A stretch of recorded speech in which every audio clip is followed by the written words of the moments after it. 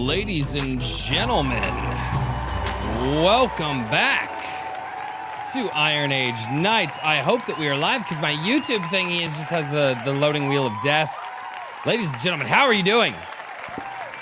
Doing great. Good. Hopefully we're really live. I also hope that we are really live. So some people in the chat are like, oh my God, that intro came in hot. Yes, it did. Yes, it did. Oh, fantastic. Well, it is fantastic to be here. This is a long-awaited live stream for a lot of people. Yes, thank you so much for letting us know that we are live.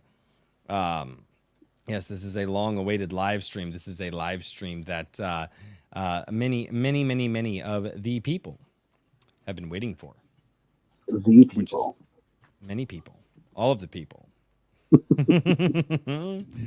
Gentlemen, how have you all been? Been good. Just busy catching up. Yeah, good. Good. No, fantastic. Yeah, I've been really busy with the day job this last week trying to get everything ready for the safety training that I did today. So that was awesome. So, yes. Safety training, it's the best part of the day. No, it is not. I only have to do it once a year. Well, I think I have to do it twice a year with what we have to do for our contracts and stuff. Anyway, that's boring stuff. Ladies and gentlemen, hello. Happy Friday to everybody. And before I get to the introductions, it is time to do what I always do. We have to say hello to the chat first, and then we say hello to everybody here on the panel. We've got Kristen Colebrook down in the chat. Hello, good sir. How you doing? Neutron Boar, which that might be a familiar name to our very, very special guest over here. Nikolai Paulwell, hello. How are you doing? Arangmar Virillion, good sir. Black Knight, are you double dipping? Are you in the chat and on the stream? I see how it's like a recurring thing now. It seems to be a recurring dream. Yes, the Lord Otter. Hello, how are you? Kara Simonov. Oh, hey, look at that. My YouTube finally loaded. Oh, that's fantastic. Kara Simonov, how are you? Swift Sword Rush. Hello. The Lord Otter. Darkish Multiverse is down there as well. Hello, all of you. Horizon Talker, who had a fantastic back and forth with me on YouTube this week. It was fantastic. Trippy Soul. Hello. Kiko Mon. Kiko Mon is down there. Isidro Lopez Irwin. Hello, how are you? And we have Asher Brunner down there as well. Chris M. See what I'm telling you guys? The chat's going nuts. Like the chat's been waiting for this one. Kutsakira. That is a new name to the chat. Hello, how are you? Thank you so much for being here. Anybody new in the chat? Anthony Rondinelli. Hello. It is fantastic to see you. JVP Music, our guest from last week, is down in the chat as well. That's awesome to see. Betty Adams. Oh, my good Lord. And it just keeps going. It's still going. Skunk's Workshop is down there as well. Good Lord. Am I missing any? See Captain Bob. That is also a new name. Hello, Judy Davis. We've got Herman B. Hunter down in the chat. I hope I have caught up. Oh, my good Lord. Wow. Wow, thank you guys all for showing is really up. Chatting tonight. Yes, the chat is doing their job. And let's get the show started off. Kiko Mon for $2 to show me, show you. Kiko Mon, he is there. We have Ram down in the chat. What's going on, Ram? Oh, I love when Ram here. Ram was one of the early adopters of this channel. We've got Internet Hydra down there as well. Stay based. Let's get back to Ram Super Chat for $2. What up, Royce and crew? Happy New Year. Happy New Year, Ram. It is fantastic to see you. Happy New Year, everybody. Oh, my God. Boy, that's a hell of a way to start a show with everybody down in the chat. Hey, guys, if you wouldn't mind doing me a favor, Skunk's Workshop, he's about to say the same thing that I'm about to say. Hit the like button, please. Please hit the like button. Let YouTube know that this is the type of content that you want to see because the algorithm wants to bury this. And the reason they want to bury this algorithm is because they don't like us. And poo for them. And that's just where I'm going to leave that comment. Ladies and gentlemen. Huh? That's because they smell. Well, yes. You are not wrong, good sir. Yes. Kikomon says, Daniel, nice new setup. Not a setup. No? He's coming to us from the bottom of a fish tank. It's one of those realistic house ones. See. Yeah. I'm gonna like I'll explain in my intro. Yeah, no, you're good. Yeah. You That's Daniel's anti-kaiju bunker. Yes, it is. King of monsters, my friend. All right. You may have to move a little bit closer to whatever microphone you are using, good sir. Mr. Daniel P. Riley. You may have to you might not be able to sit as relaxed as you normally do. Where are you right now? Ooh. Are you I am on a business trip, so I Oh. am far away from home, 3 hours Oh. away to be exact, in idyllic Hanover, Pennsylvania, just outside of Gettysburg. Okay. Ooh, Gettysburg. Ooh, Good movie. Gettysburg. Gettysburg, good movie. Love the movie. Love the historical event there, too. All right, ladies and gentlemen, we have said hello to the chat. I hope that I was able to catch up with everybody. And without any further ado, you know, one of the things that I realized that I don't do in these, I don't introduce myself. I go to the chat, I go to you guys, and I don't introduce me. And I'm like, that's weird. That's weird. We all Other people, you know who you are. I mean, this is your channel, so yeah, hopefully but people like, know. I also feel kind of like a douche because there's new people, and I'm like, oh, maybe I should introduce people. We've got some other people in the chat. Aaron Behringer is down in the chat. Toxic Crusader, hello. All right, well, maybe I should do this thing, ladies and gentlemen. Welcome to Iron Age Nights. My name is Royce. I am a Drink with Crazy, I guess. I can't even say I'm a host of a Drink with Crazy anymore. I am a Drink with Crazy. And thank you so much for being here on the channel. I am absolutely excited for the conversation this evening. And without any further ado, let's introduce my esteemed co-hosts and our absolutely fantastic guest, which is long overdue for Iron Age Nights, Mr. Richard from Iron Age Media. How are you doing this evening, good sir? Doing great. Looking forward to talking to everybody, catching up, and just been, trying to keep my feet under me with the new year. There you go.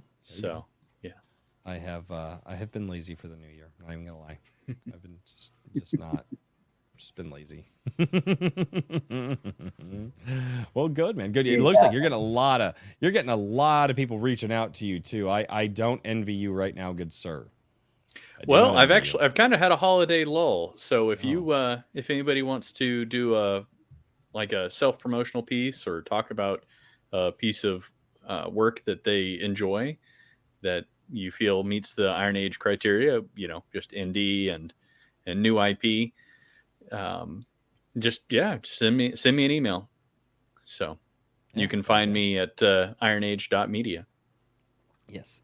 And I do have the links for Iron Age Media and Mr. Daniel P. Riley down in the description below. I also have a couple links for Black Knight down in the description below. He was sleeping when I was going to ask him for things, but I did post his minds.com link. That's where you can find him on his socials. He's very, very, very popular over there, it seems. And I also did post the link to Starshatter, his first novel, from the Amazon link as well. All right. So, Mr. Daniel P. Riley, how are you doing, good sir? I'm worn out. I'm worn out. Oh boy, you sound tired. Yeah. Well, a 3-hour drive will do that to a person, but there was a lot of running around to do. I've been basically on the road for over half of the day. So, ouch. Yeah, it is what it is, though. Getting paid. There you go. As far as the new year goes, real fast, I have been a little lax over the holidays like everybody else, but I'm getting back into the swing of things with my writing on GCI 2, which began earlier this week. I am almost finished chapter 1, which I'll probably have done by the end of this weekend with my free time in between business meetings and things.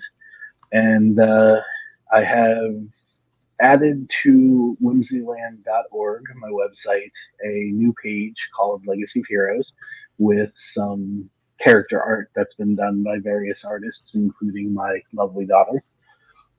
There's some empty space still, so, coming soon. But I have Paragon, I have James /Shadow Strike, and my daughter did a piece of art for Comedy and Tragedy. So at least we've got those in. I still need to get some art for Crescendo, and there's teaser of the 2 new characters coming in Legacy of Heroes 2 Rising Stars as well. See, you say you're doing the lull, but you're not. You're not. For me, it's a lull, man. I realize how lazy I am. I hate you all. I say I've been late. I've actually been taking this holiday period. I've been spending a lot more time with the wife, a lot more time with the kids and stuff. Like, Monday night should have been streaming, had the day off, and I was like, yeah, playing video games with the kids. Got absolutely stomped by a 6-year-old in Mario Party. Yeah. This happens. Oh, dude. Yeah. Well, my 4-year-old daughter can't lose a board game. It's crazy. Not that we play very complicated board games, but she has like some unbelievable luck. It's like, oh, wow, she just rolled a 6 again, dude. Well, and that's like what Mario Party is, and you're like, child, how are you rolling 10s? You're using Bowser. He's got 1 10 and like 4 zeros. How are you not rolling? She's rolling 10s, and then she gets a buddy, and then she gets to roll like another 8, and then she gets the extra roll that I don't even know where it came from because she found a chest somewhere. And I'm like, and all of a sudden she's just like, yeah, Dad, I just rolled like an 18. I'm like, I don't like you no more. It's insane. It's insane. And ladies and gentlemen, without any further ado, let us introduce the fantastic author of the Starshatter universe. Ladies and gentlemen, I would love to welcome to the channel, Black Knight. Thank you for having me. You are very welcome, good sir. You are very good. Well, and if for those in the chat who do not know you, give a short introduction of yourself and the world that you are building. Oh my. My. Well, I am a self-taught indie author. I had to learn on the go, and of course, I made a lot of mistakes. Yeah, along the way, like most of us. And I'm happy to say that my readers, many of them had reached out to me and helped me selflessly, and I learned a lot of new things from them. As far as me being a storyteller, I think I started early on in my primary school days. Like a lot of kids, I had maybe a bit too crazy imagination, and I would always imagine and then write very short stories, which later helped me. And of course, then you have the fact that I kind of got addicted to adventure and science fiction novels and consumed a whole ton of them, because back in the day, we didn't have like a lot of free access to other forms of entertainment. And this fed my overactive imagination a lot. And then about 20 years ago, I slowly began to conceptualize the alternate history universe of Starshatter. And bit by bit, I added more and more to it. And just as I wrote in my intro, in the beginning, I probably wouldn't have thought that the series would be 10 books long. I only imagined perhaps 3, but later down the line, it kind of grew, and it became what it is now. It's a decology plus additional books short novels and story anthologies with all the extra drafts, which I couldn't include in the books because otherwise they would have been huge. It's, but you know how it is. That's awesome. Yeah, That's great. And of course, thanks to my readers again, Yep. and Oh, it looks like we've got quite a few of them in the chat yeah. tonight. They came out in force for you, good sir. Plus Akira, which you see in chat. Yep.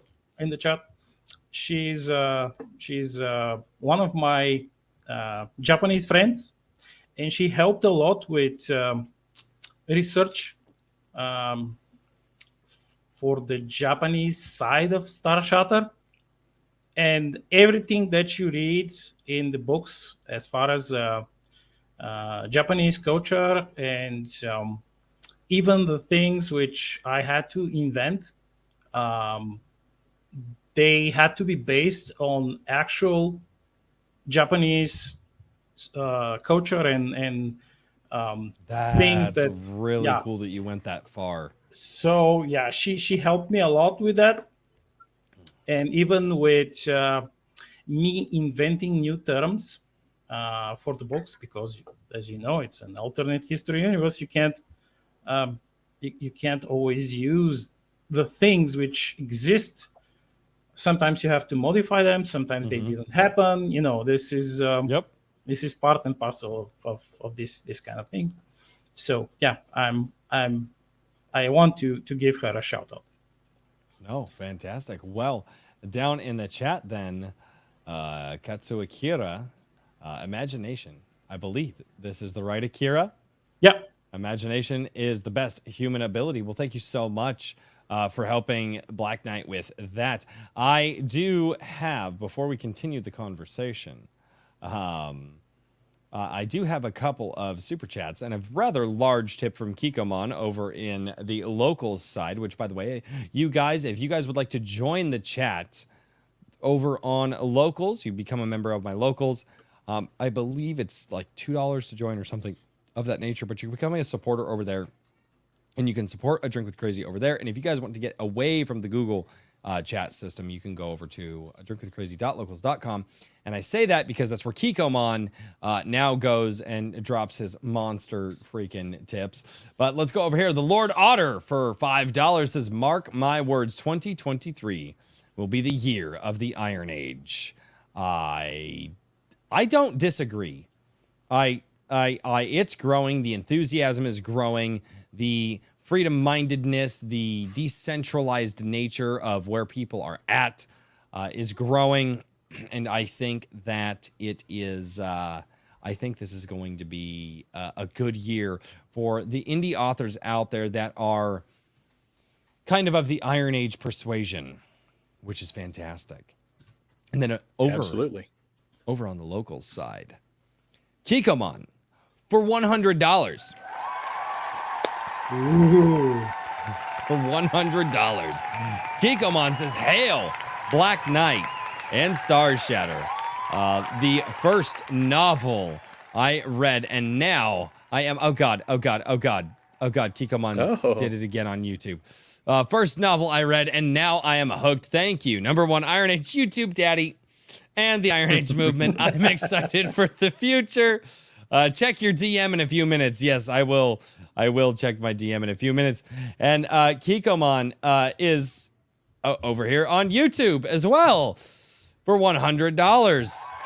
Again, Kikomon. Holy crap.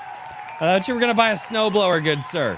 You can't be sending chats to me like that if you're going to go buy a snowblower. He says, hail, Black Knight and his buddy Neutron Boar. Great art, mate. Was a pleasure to work with you. Hope Roy enjoys his surprise. Oh, crap.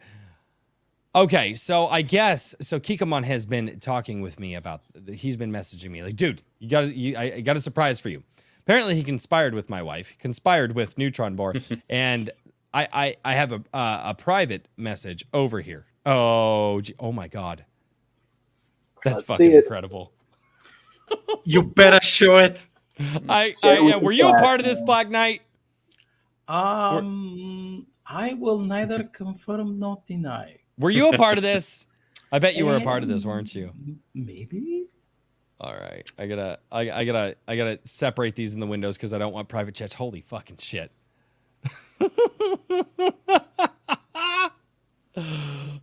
Holy fucking shit! Like I said, Neutron Bore is one of the best cover artists I know. He's great. I have a shirt too from years ago from the gas industry that's almost that exact same color too. That's insane. Okay, all right. Let me see because I wanted to get it out. Let me see if I can actually pull up the Windows photo. This is crazy. So he sent me 2 pictures. The first one is a Kikomon picture. So we're gonna go. Yes. The first one is a Kikomon picture. Where is? Oh, hey, it's pulling up on this screen. Let's not pull up on that screen. Let's go over here. That's really cool. I need to touch base with Neutron Board, make sure that it is okay that I start using that picture in an official capacity. So let me, which one are you? Come on, pull up. There we go. Can I zoom in? Yep. So that's the Kikomon picture. All right. Nope. That's not the picture that I want. There it is. Okay. So first we're going to show the Kikomon picture. Guys, this is insane. Okay. Shit. All right. Please, for the love of all that's holy, StreamYard, please work. Please work. Yeah, we're waiting. I was gonna say the boomer. I'm trying. The boomer moment is stretching. No, I just want to make sure. Here we go. Yes. Oh. Yes. Oh man, that's insane. That's insane. Yes. And it's really cool, guys. The next one is the next one's unreal. Like this one's really cool. Holy crap. Okay. All right. I'm loving that. There we go. Aha. Holy crap. Awesome. That's I like incredible. that they knew to tape the mic to your hand. Wonderful. Yep. That's so awesome. Oh my god. Wow. You got a new channel banner, it looks like. I think I do. I need to touch base with Neutron Bore and make sure that just for stuff like this, it's always good to make sure that stuff like this is good to rock and roll. Holy crap. Oh, by the way, Neutron Bore did character art for most of the characters, not all, but most. God. And he also did use Akira's picture with her agreement, of course, for her the character which is in Starshatter, which is named Akira, which I wrote, I think, maybe 12 years ago, many years before I even knew her. Wow. Which she also always says it was fate, and I agree that it kind of feels that I knew a lot of you even before I met you. I will say this, and to tangent, gentlemen, I'm going on a tangent. Haven't done it in a few weeks. I've been trying so hard not to tangent. I need to tangent here. I need to tangent. Everybody. Goodbye, everybody. Bye, everybody. Okay, so but the tangent is this, and it's a good tangent. The community that seems to be gathering around A Drink with Crazy, Iron Age Media, and Whimsyland, or Mr. Daniel P. Riley down there. The community that's surrounding us right now is absolutely unreal.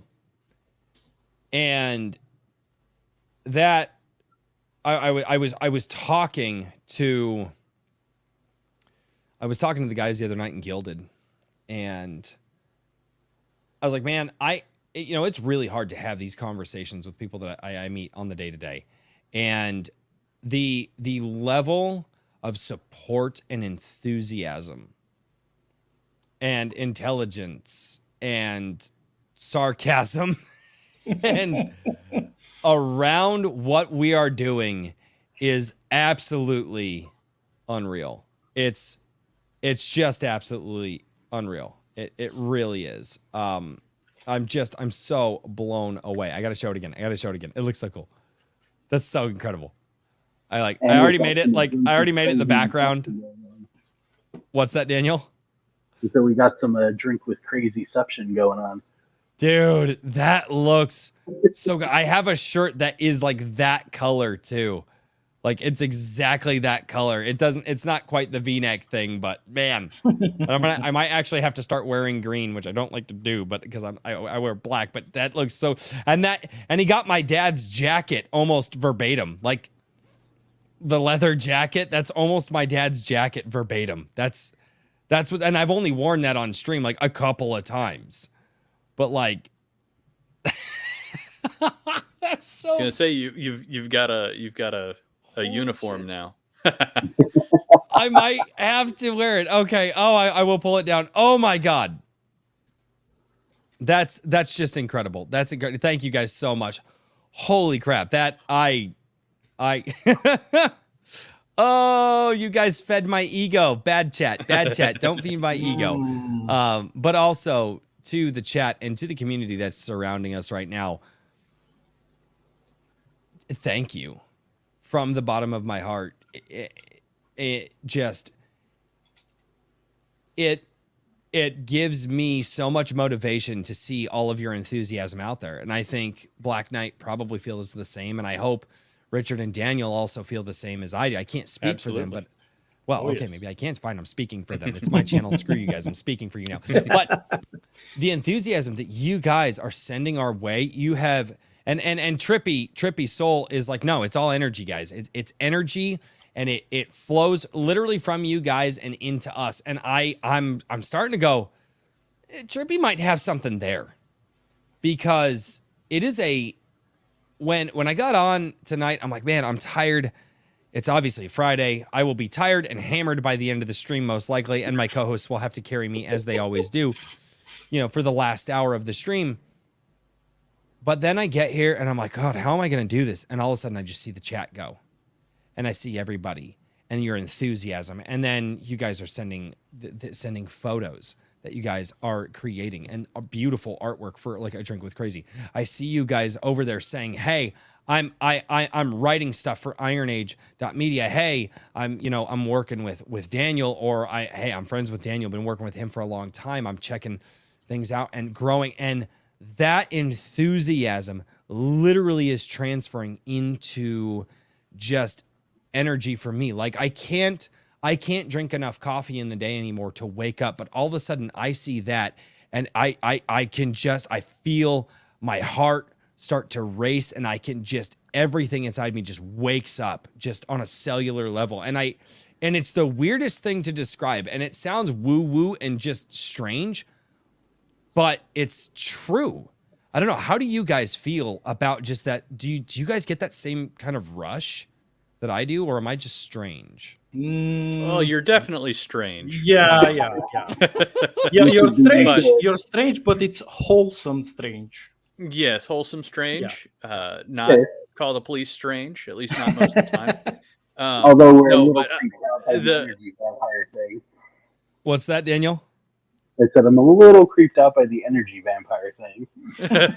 No, but it's less like an energy vampire, and it's more like if you guys have ever seen Dragon Ball Super, or I guess it was Dragon Ball Z Battle of the Gods, where I was all like, of I knew there had to be a Dragon Ball reference somewhere worked into this. Vegeta is right here. He is always watching. But in that movie, all of the Saiyans like joined hands together, and they transferred their energy to Goku in like a sacred ritual to help him surpass the normal Super Saiyan and like ascend into like the Super Saiyan God transformation.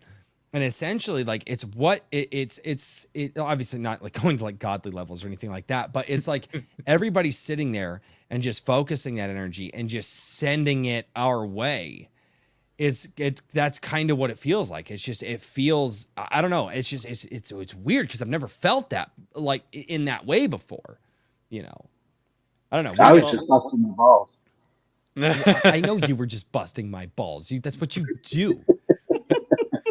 Of course. I do think that there's a lot of there's definitely something to the optimism and the can-do attitude of the space. There's a lot of spaces that are very despondent right now, you know. And I mean, don't get me wrong, I understand there's plenty of things going on that are scary and you know, don't look like they're necessarily going to end without some further ugliness in the world. But I think that people are, at least a lot of people in the Iron Age movement, and certainly here with our little pocket, our little corner of it, have been much more optimistic about what they can do, and they're focusing on, you know, the things that they could do. You know, there's a lot of things out there. It's like, you know, are we going to have World War III? It's like, what am I going to do about it? Nothing, you know? So I'm just going to keep on grinding. And I think that's the attitude that we've got to have, because at the end of the day, you know, that's what's going to, I think, make 2023 a good year for the Iron Age. And even if it doesn't, if it's not the spark that catches this year, it's going to be the groundwork that's laid that really is the springboard for the next, or whatever, you know. I'm optimistic. Yeah. Black Knight, what do you think? What can I say? You probably know that some of my most prominent characters in the Starshatter universe, at least from the Terran point of view, are the morale officers. It's for a reason. Because you can't, I mean, of course, you have a lot of negativity in the world. It's like disasters, war, the plagues, everything. It's like if you just focus on that part of life, everything will seem to be negative all the time, which is untrue.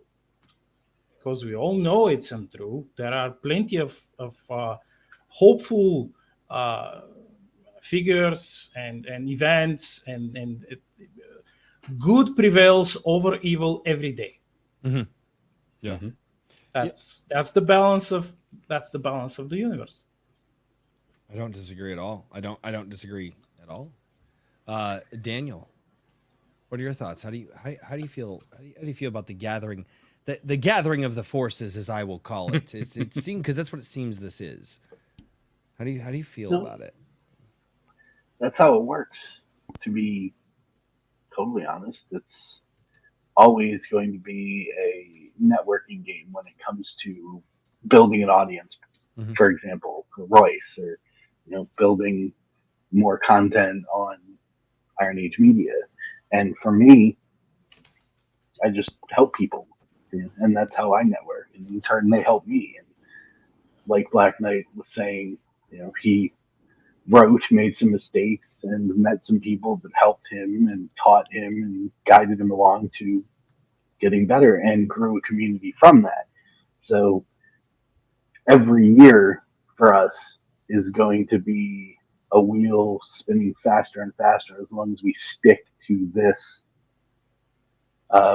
I guess ethos would be, to use a huge word, even though it's only a few syllables, of the Iron Age. As long as we stick to the Iron Age mentality and what we've created up to this point, and just keep building on it, eventually it's going to be a castle that nobody can knock down.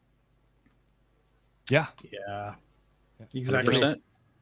No, exactly. And Black Knight, I did get your DM. I will I will share that image very, very soon. One of the things that I was thinking about, and because I do want to get to Black Knight, his motivations for writing Starshatter, how he came up with it, because I read the and I am not a writer, but I read the note in the front part of the book, and I don't, there's a word for that. And I read that, and I'm going to read that to introduce you here. The forward. Thank you.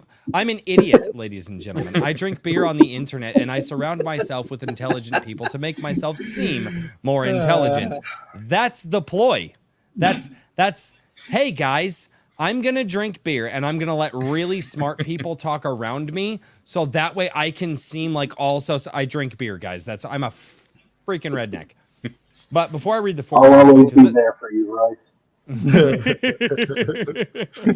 But before I read the forward of Starshatter, one thing that I was something that Richard said when he was talking about it, he goes, World War III may happen, but what can I do about it? And I was listening to some political pundits that I listened to, and I won't name them necessarily here, a while back, but they're like, you know what? The Civil War or World War III may happen. But by the grace of God, we will make it through it. And what do we have after that happens? And it's a scary thought. World War III, the Civil War in America, potentially all this crazy stuff that's happening in the world.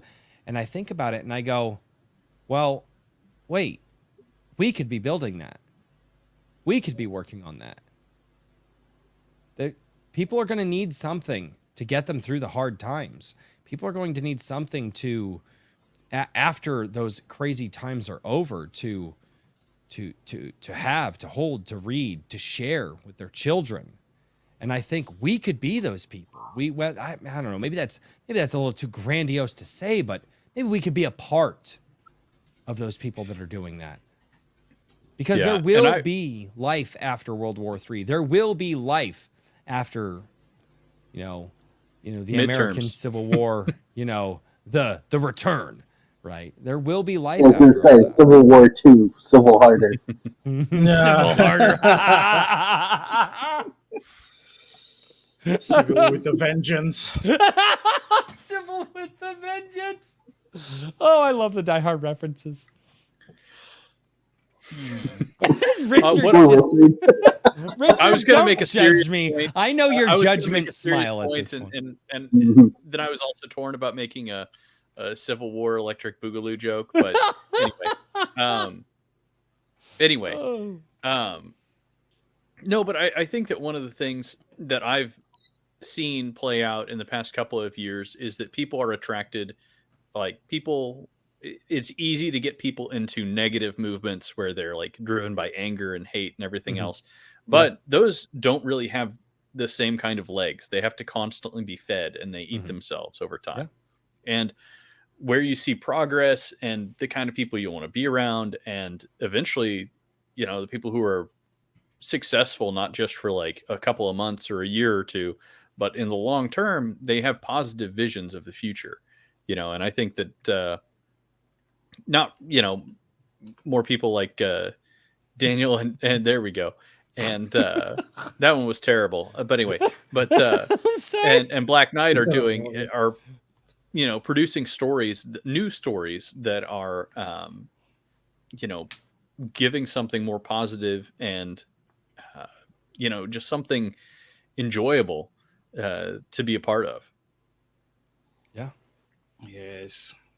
Fun is important, guys.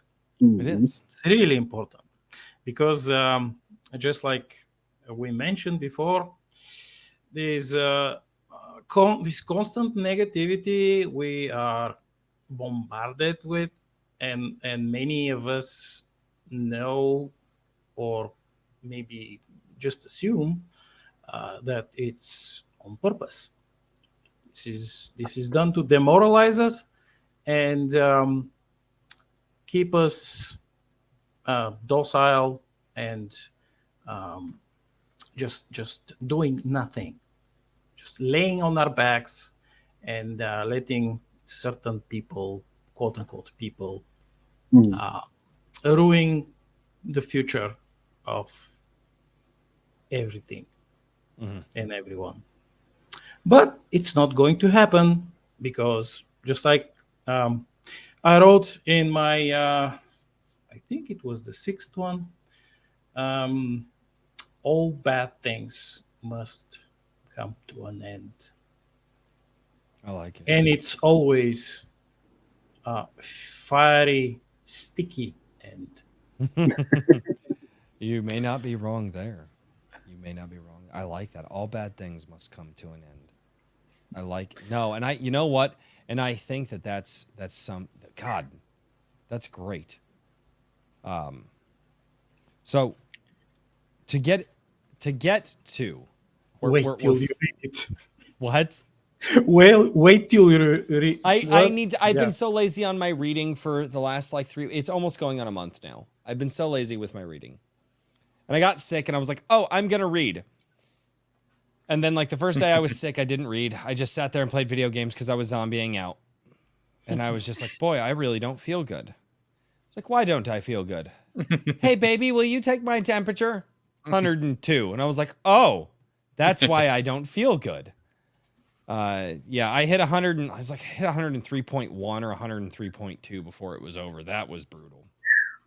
And so I didn't read, needless to say, I didn't read. And I put on low brainwave activity, like watching game streams. And like when I was like, I can't. I don't know what's up. My energy levels haven't come back. Have you guys ever had that where you get like sick for like a week and then like 2 or 3 weeks later, your energy levels still aren't back? Like, I don't know if I'm just noticing it this time or like, but man, it just feels weird. But anyway, enough about me. And when I had Black Knight on, I knew I had to read this. And Black Knight, I will preface this and say this because I am going to follow up with somewhat of a personal question. But this is in the foreword of your book. And if the question is too personal, you do not have to answer it, okay? I want to preface this, okay? Because I feel that this is important. But I read this and this hit me. And I still think of the first line. There's a couple of songs I listen to, and I'll send them to my brother. There's some backstory there. But I think of this first line often when I send some songs to my brother. But here's the foreword of the first Starshatter book, and for those who don't know. It says, "Brother, this is for you. This book was made possible by the efforts and tireless work of not only me, but my skillful editor, Indigo Altaria, and my talented illustrator, Neutron Boar. Thanks to my family and friends for all of the support they've offered and their trust in my humble writing skills. There is hope for the future of humanity yet. Brother, this is for you." Can you fill me in on that? Well, if you want to. I can say that if it wasn't for my little brother's help, I probably wouldn't be able to do what I did in the beginning. He helped me a lot, and he encouraged me, and he was with me when I had trouble. And this it's precious to me. It's very important. So nope, I understand. I dedicated the first book to him because of that. No, and I know that was a little bit of a deep question, but we started off last week's episode with JVP Music talking about the familial bonds and the things that drive us, and that sticks with me a lot, talking about family and how they inspire us to do the things that we do, and building from who we were the day before to, well, the day that we live in now. And that goes from my parents to my children to my wife and my brothers and my sisters. And when I read that line, I wanted to ask that. And this fantastic world that you have created. You started off in the first Starshatter series with introducing individual characters every single chapter. And I admittedly am still only on the second chapter because I have been lazy, and I do apologize. However, I have been a part of many conversations where you've talked about your novels. And I wanted to ask, why start off in this series doing a book that's individual chapters that not knowing how far this would go, right? Like you're writing the book, and every chapter is a chapter about a different character that will eventually culminate in the characters getting together and going on a grand adventure. Why start there with all of the characters being separate? Many people may start with all of them together and kind of knowing each other, but you chose to do something very different here. I mean, I think it works from what I've read. Oh yes.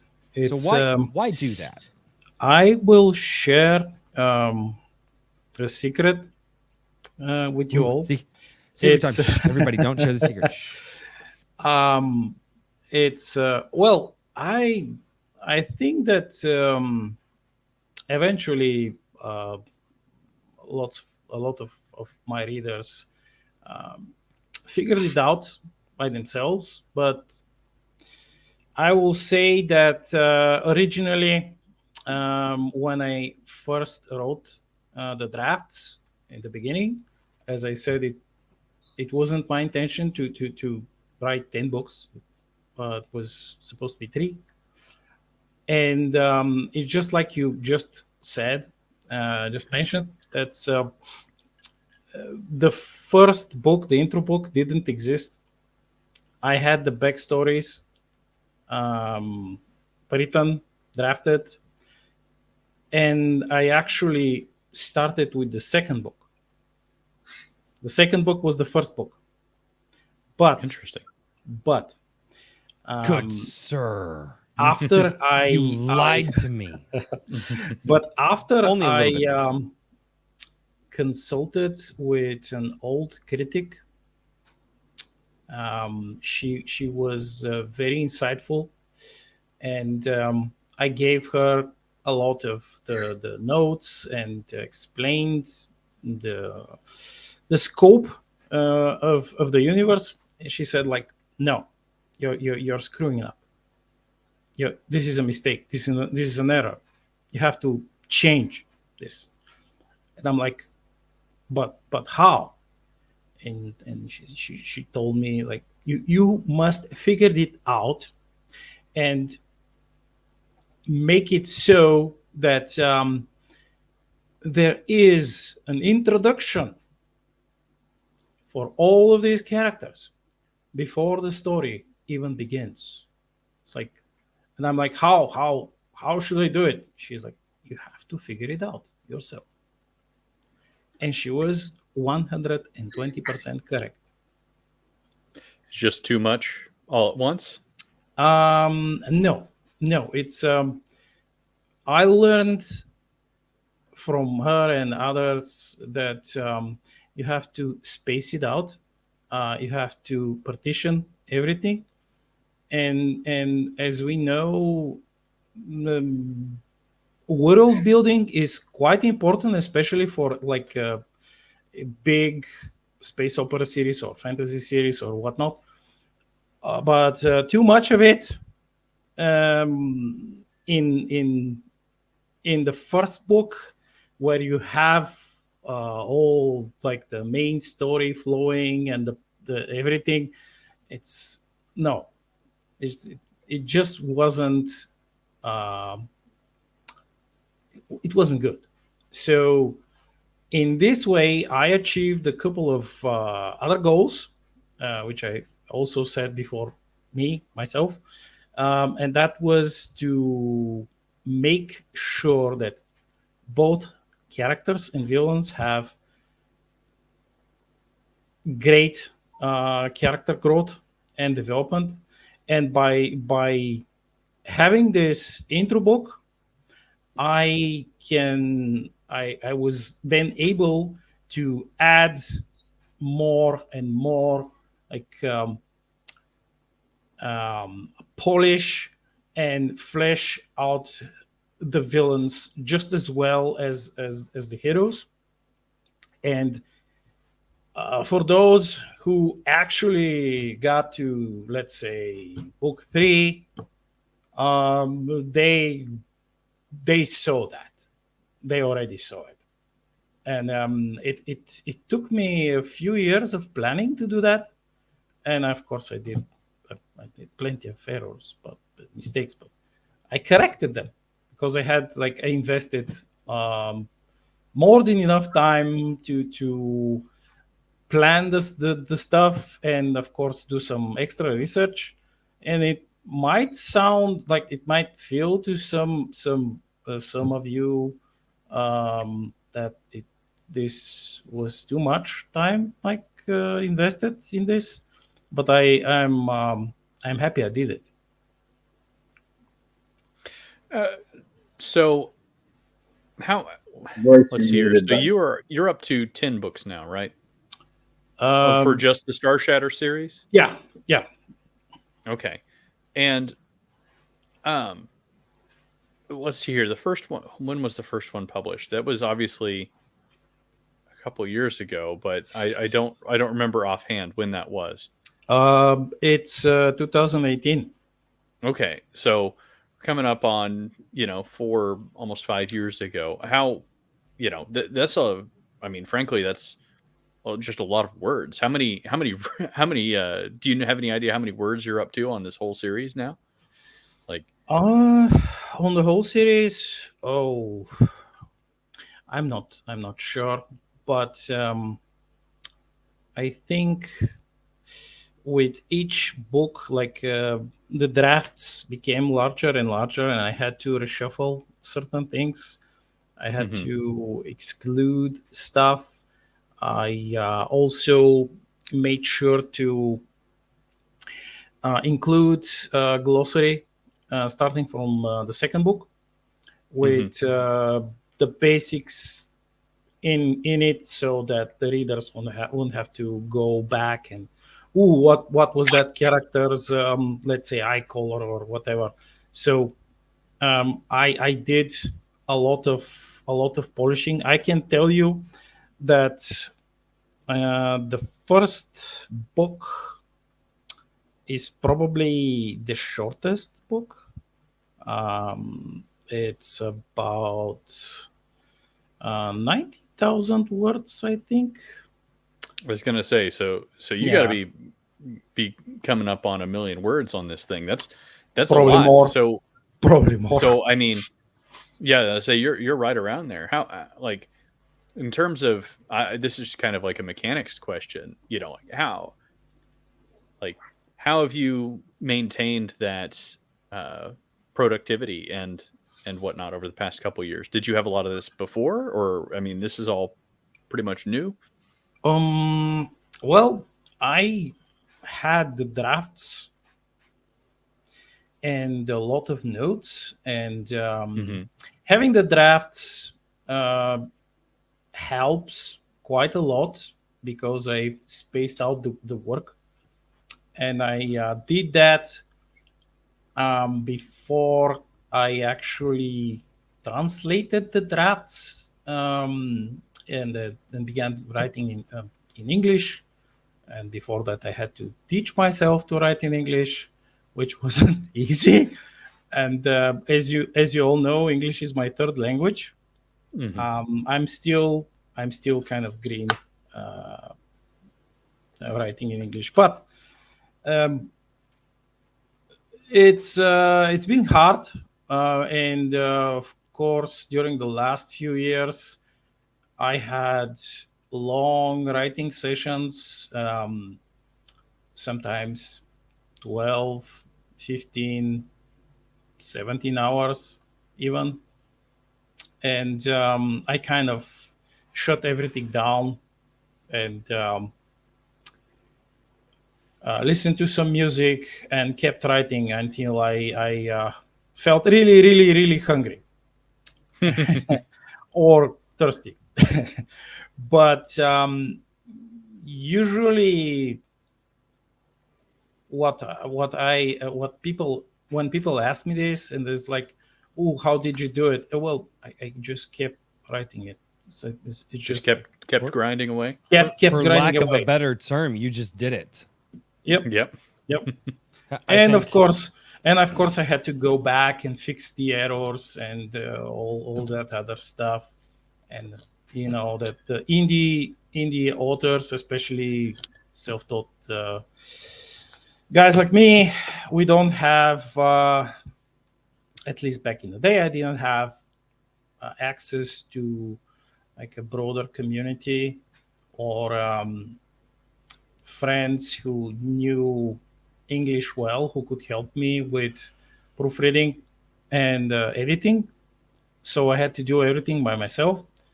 And sometimes I kind of edit the right ways wrong, and vice versa.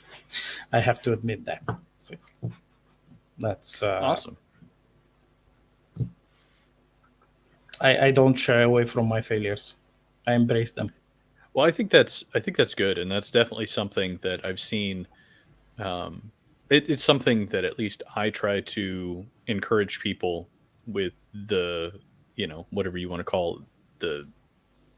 I mean, I hate to describe something as Iron Age whenever you've been doing it for years before that term was even coined. You know what I mean? But I do think that that's kind of the growing attitude that is going to like push us into the future, is just getting it done and learning and fixing and growing in public. And I think that there's a lot of value to that. And I will I will say this, because I've gone back, and obviously the Iron Age was absolutely the Iron Age kind of came into the zeitgeist after Razorfist kind of coined it. But he did talk about people who have been out there for a long time, or people who have been out there just doing it and making it happen and just hammering it out, as he kind of phrased it. And although the Iron Age is kind of a new term, I think that the reason that it fits so elegantly into this feeling in this movement is because people went, wait, yeah, I've been doing that thing. He was talking about me when he coined the Iron Age, because he wasn't just talking about new writers, new artists. He was talking about people that have been going after it. And he kind of finally kind of swelled to a point where whatever this movement was drew the attention of somebody who said the Iron Age, and they coined that term around a movement that was pre-existing. And so although the Iron Age might be a new term, it was coined around passion and projects and this movement that had already been there. At least that's how I've always read it. I don't know how you guys feel about it. I think that's true. Yeah, I feel it was. It's probably how I'll describe it as just culmination of many little waves combining into a big tsunami, which is still it's still rising. It's like it's getting taller. Yes. It didn't just appear like a rogue wave, like those rogue waves we talk about, sinking ships in the Bermuda Triangle. It's just, some people may have seen a few waves here, others may have seen like a few waves somewhere else, but until now nobody had actually witnessed the full extent of the tsunami. So some people are now just rolling their eyes and like, ugh, where did this giant wave popped up? Like, how did it how did it grow so big, so tall? Well, kind of these things kind of happen slowly. Mm-hmm. Well, and we were talking about this a few weeks ago when it came to like overnight success, right? No such thing. About individual authors. And it's like, oh, well, this guy just all of a sudden just popped up out of nowhere. Well, no, he wrote 24 novels. And then after his 24th novel, he'd garnered and he crafted and built what he was doing. And then bam, people started paying attention. Is it, can I use that analogy here for like the Iron Age? Because it wasn't an overnight just bam, here's this new wave of people. Again, whatever this was grew to a point where an idiot like me ended up taking notice and going, there's something here. And there's something strong here. It wasn't an overnight just coining of a term. The coining of the term might have galvanized a few people and said, yeah, that's the thing that we're doing. But they were already doing it. Mm-hmm. It started small and it grew to a point where it's not this overnight term. And I think that's the biggest difference here between this and maybe some movements of the past. This has been building for a long time. Yeah. Most everything. Indeed. Yeah. Richard I was going to say, and this is found. the story of, I say this is the story of everything. But if you don't mind, I actually have a very specific question for Black Knight about some of his inspiration behind the series. Kind of taking it away from the Iron Age necessarily, but what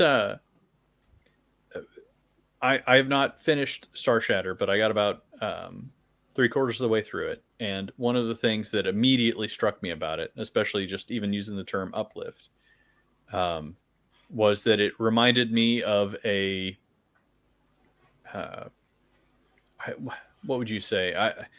A different take on some of the things that like David Brin had proposed. Did his work influence yours?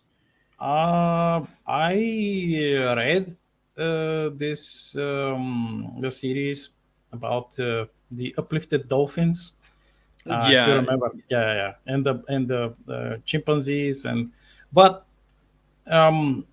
as far as inspiration goes,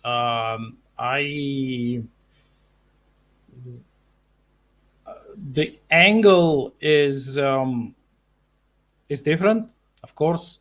Oh yeah, definitely. It's not as much as that. Yeah, we need to use this process to create new laborers or to create like a soldier race or whatever. Mm-hmm. It's like no. This is how the aliens, like the galactic community, the elder races are looking at this, and this is how they're using this technology, this process. They just create new races, not because they want friends or they want companions. They just want a different kind of a specialized slave. Yes. So yeah, this is probably how you can best encapsulate this usage of the term and the process, the technology itself in my series. Yeah, because I remember, I don't remember how long ago I read Brightness Reef or whatever the first one in the David Brin series is. And I read a couple of them and I enjoyed them, but I feel like your book, at least so far, has been, I don't really want to say like a more lighthearted take on it, but it's a little bit of a less, I don't know. It's a more fun take in some regards. I feel like, not that everything is ice cream and roses all the time or anything like that, but oh no, no. I don't know, and I also think that David Brin as a writer is sometimes just a little bit slower moving, for my tastes. But I was just curious about how those interfaced, and I obviously with the from what I've seen you talk about with the antagonists, basically that definitely plays a major part in that regard. Uh, So it's I'm curious about that. what I can say is that uh, I'll first I'll mention that this is the intro. This is the introduction. You will see that every bit of world building which is presented in the book, and especially world building which is from a certain point of view, from the point of view of different characters, because this is the way I like to do it, because this is it's their point of view. It's they can't have all of them. They can't have the exactly one and the same point of view. It's impossible. So the uplifted creatures, the uplifted races, which Terrans gave sentience, they, in most cases, they're not asked to do certain things. They are not even encouraged to do these things, but they do them. I mean, let's say they choose to fight somewhere, or they choose to help in other ways. They do it because they were given the exact same freedom to choose, and they respect that. By giving them sentience in this way, they have earned their respect. Like the humans have earned their respect, and it's all about respect. And they are not. It's like, why would they don't even think of exploiting them in any way, because that would be counterproductive. And humans, they know that they are, the doom may come anytime. Their doom may come anytime. After you read a certain chapter in the first book, you will see why. And it changed them on a deep psychological level, changed them greatly, and they have other priorities. Of course, they want to enjoy life like all people. They want good, nice food. They want to have fun. They want to be together with their families, with their friends. They want to visit interesting places, have adventures, etc., etc. But there is always that thought, which sometimes keeps them awake at night, which is, if I don't live to the fullest now, I may regret it, because tomorrow everything might end. If any of these older galactic civilizations, if they actually knew what was happening in the Terran space, what the humans and collectively all Terrans were doing, they would just send some armada and wipe them out. One of the things which keeps the Terrans alive is a certain ally of theirs. And reading further, you will see why. But if things get past the bureaucratic bog, which is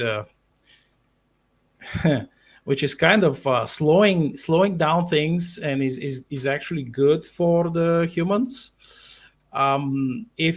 If someone pushes past the red tape, they will actually act, and everything will end.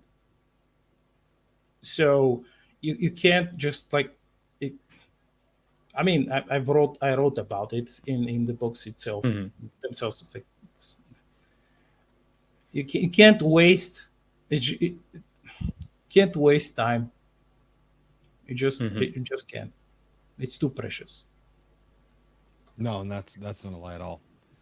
Agreed. That and you talk about wasting time.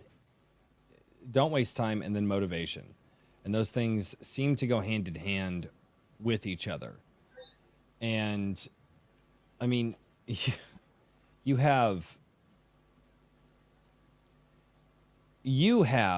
the mentality to write 10 books as quickly as you have, and to edit them and to keep pushing forward.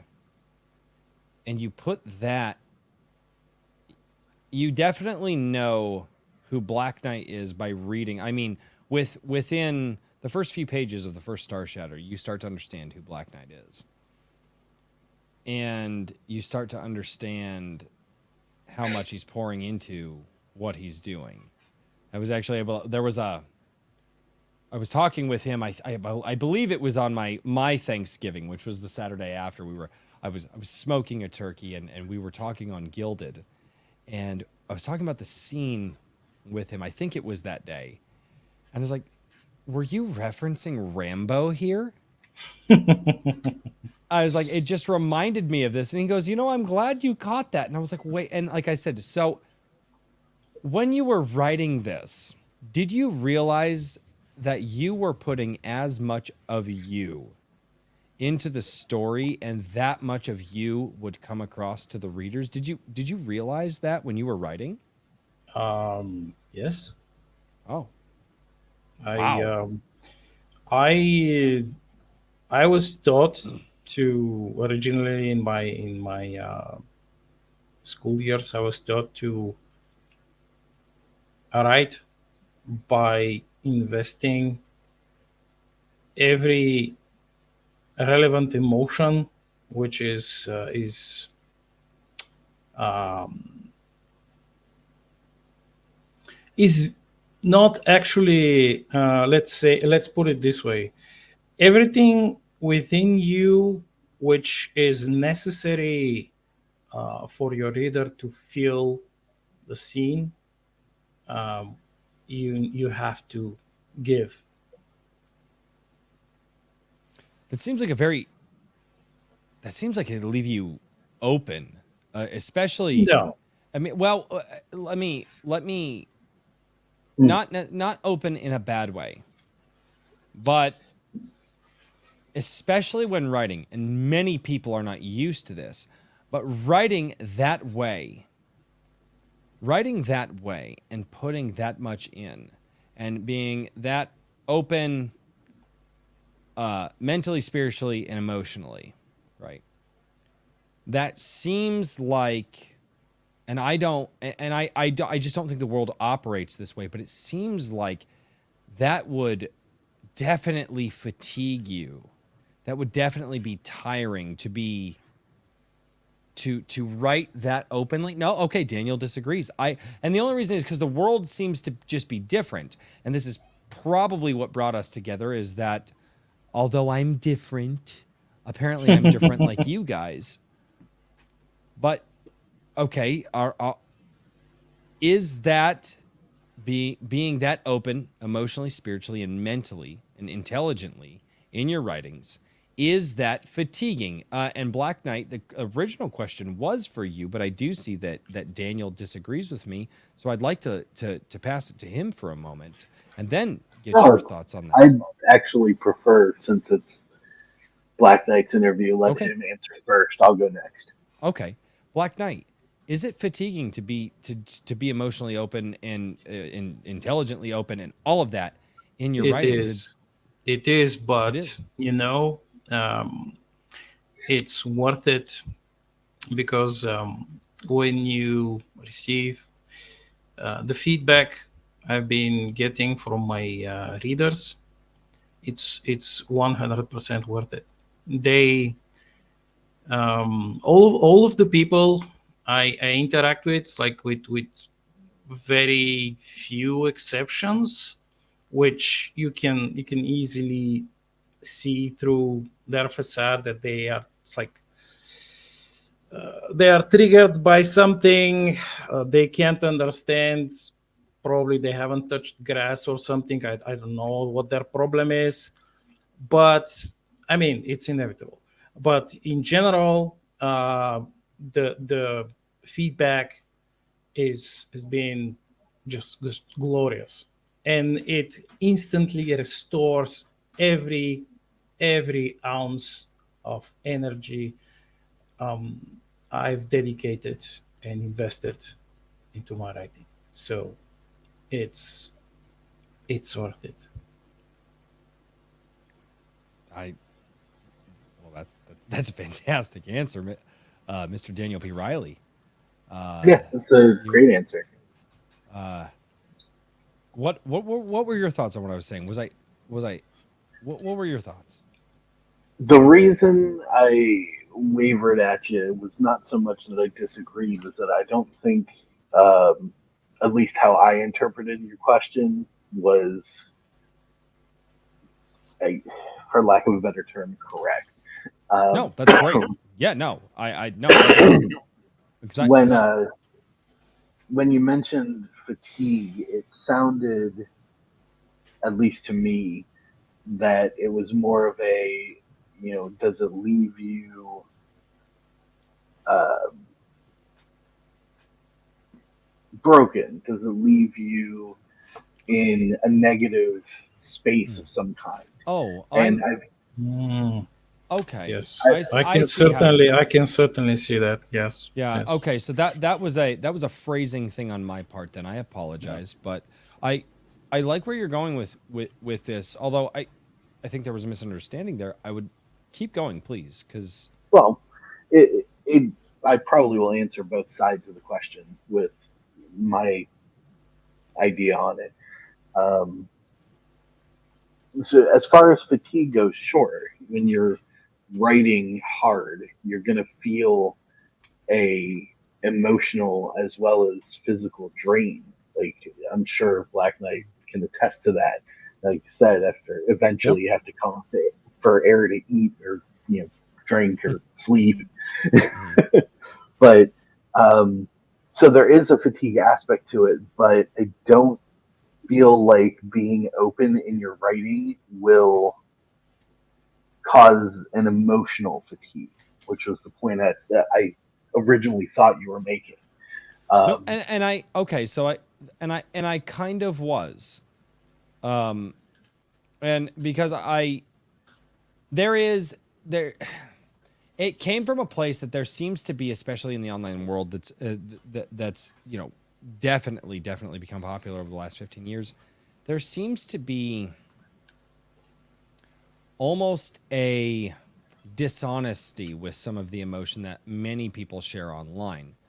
And I am now talking with people and engaging with people such as yourselves who are writing these books, who are engaging in honest, open emotion in your writing.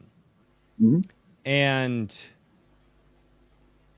being a dishonestly emotion, which all of us have, seems to leave you with somewhat more. Obviously, it's a lie, but those people, and obviously, I think all of us have done it at some point in time in our life, being dishonestly emotionally open, where we're just faking emotion or feigning emotion or things like that. And you guys are writing in an honest way, and And what I wanted to get at is because I've done it in my own life, and I think all of us have done it in our own lives.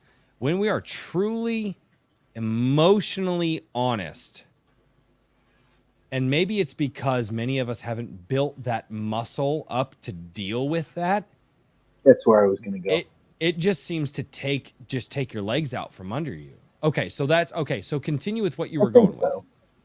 So to use a simple analogy, which is going Jim Bro for a moment, you build muscle through a form of straining. You're pushing your body to go beyond what its current capability is, just enough to spur growth. When you're lifting weights, for example. When it comes to emotional writing, and without emotional writing, I don't think an author can connect with an audience at all. I don't think it's possible. We've seen books that you read and are just like, dear God, what did I suffer through? And it's because it feels disingenuous. It feels boring because there's no resonance behind it. And you can tell that the author was just trying to hit bullet points rather than tell a story. Yeah. But when you're writing with what I consider to be conviction, which is the passion of your actual inner personality, your morality, whatever you want to call it, you are exposing yourself. You are opening that door. But the more you do it, the stronger you get. Sorry. Yes. The word. Yes. No, that's okay. Yes, Daniel is right. Really, That's how I do it.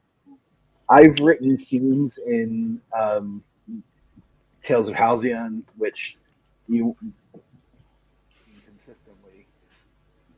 I did that in a year and a half, all 3 books, and wrote, edited, and then put out in a year and a half.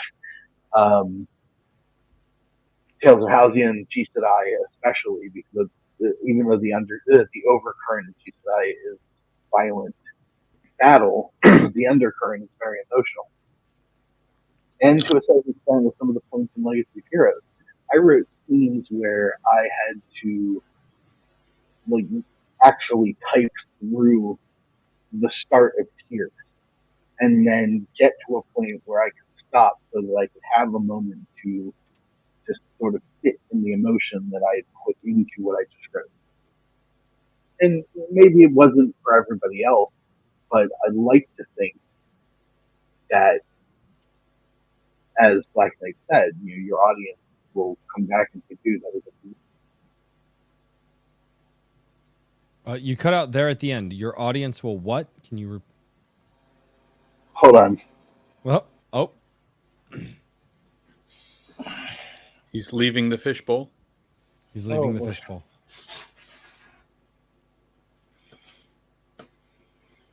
Yes.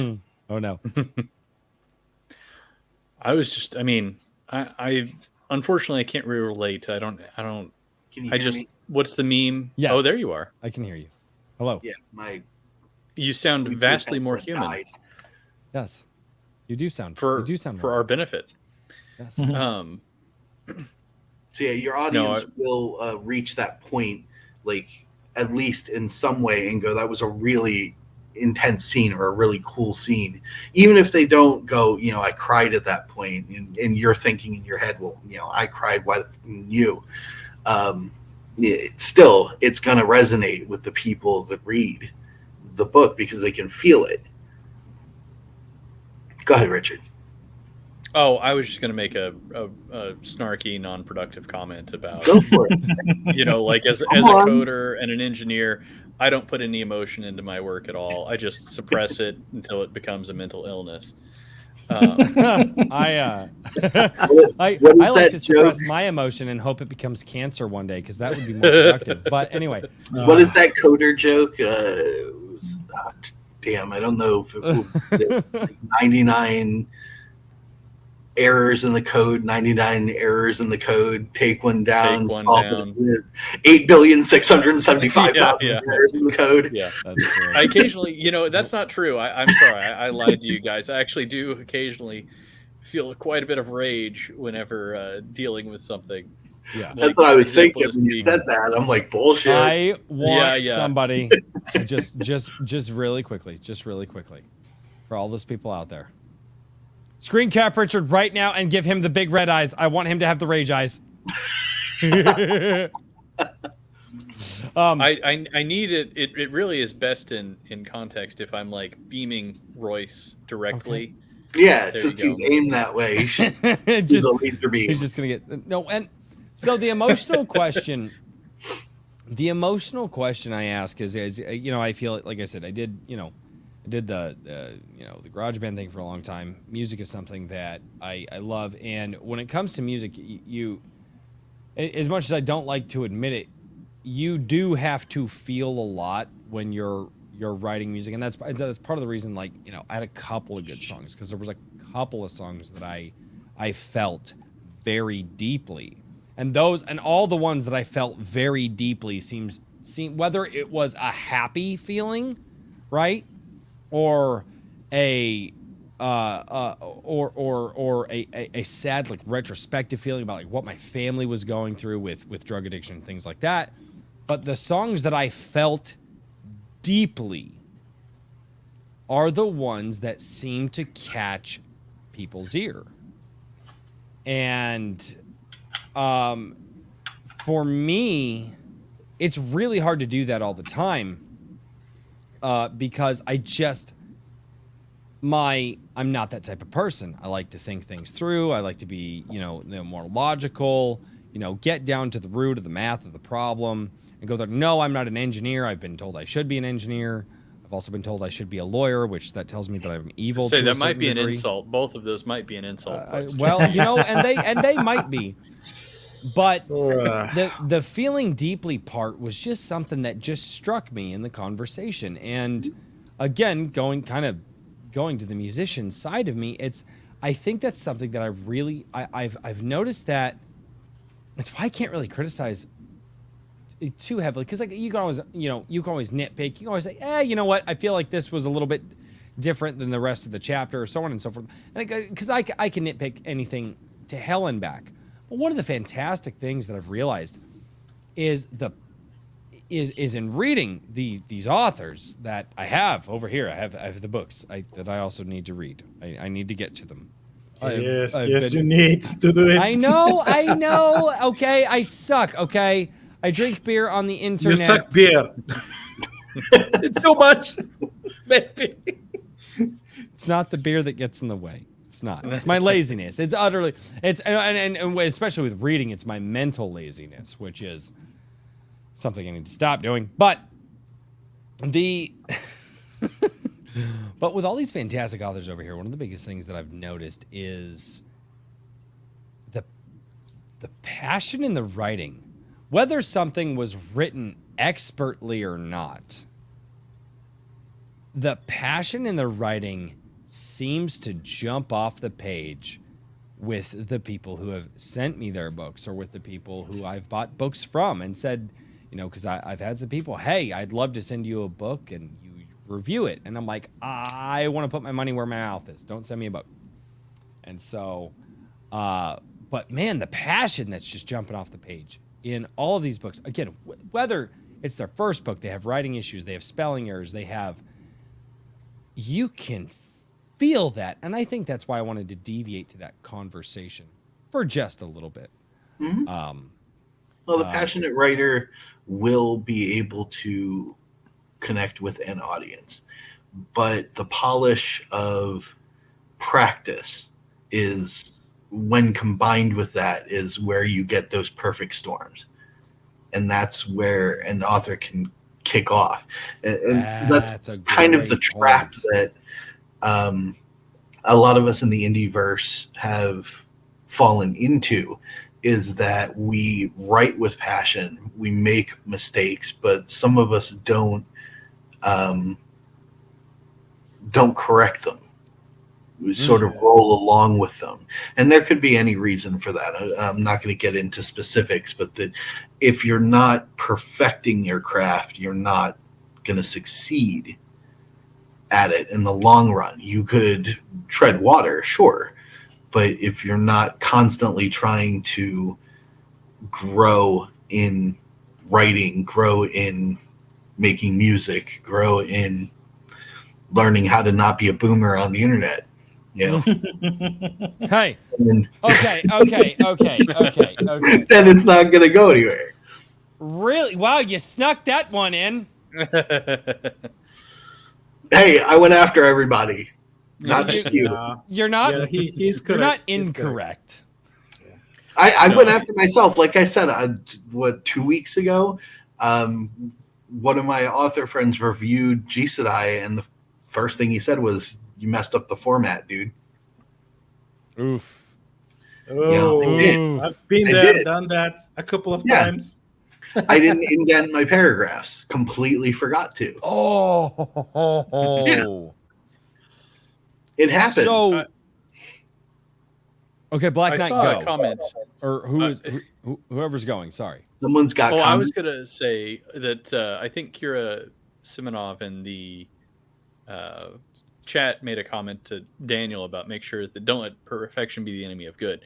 And I don't think necessarily True. we're saying that at all. It's all about No. iteration. You know, you've Mhm. got to get it and then either fix it or keep going. And, you know, So you can craft the perfect manuscript, but without Mhm. passion, it's not going to grab people's Sure. attention. You Ah, can yes. have the passion that builds an audience, but it's never going to cross the line to a greater, larger pool without that effort towards the perfect manuscript. I'm not saying So you have to attain the perfect manuscript. You have to keep Yeah. You need the growing. balance. Well, You need so- the balance. The balance is Mhm. important. Yeah. There's an intersection between the craft of writing and the passion of writing, and that's where you get those perfect storms. That's where you see, I mean, you know, guys like Tolkien, C.S. Lewis. I mean, you know, going back, I mean, one of my favorite books ever is Jack London's Call of the Wild. Mhm. Like Great book. I still feel that book to this day, and I've not picked it up in probably, I mean, almost 20 years at this point. Mhm. But I still remember that book, and there is an intersection between the craft and the passion, and those out there who can recognize that and not overly recognize it and overly, you know, focus on it, because I feel that kind of ruins one or the other, right? Mhm. But just to kind of have the guiding force to make sure that those two things come together eventually, that's when it hits. That's when it's going to go off. Daniel, I There's think you a, explained it expertly. There's a service industry proverb, for lack of a better term, which is when it comes to anything in the service industry, there are three things that you can have. It can be cheap, it can be good, and it can be fast, but you can only have two. Yep. You're describing basically you're describing, let's say, a tank. Mm-hmm.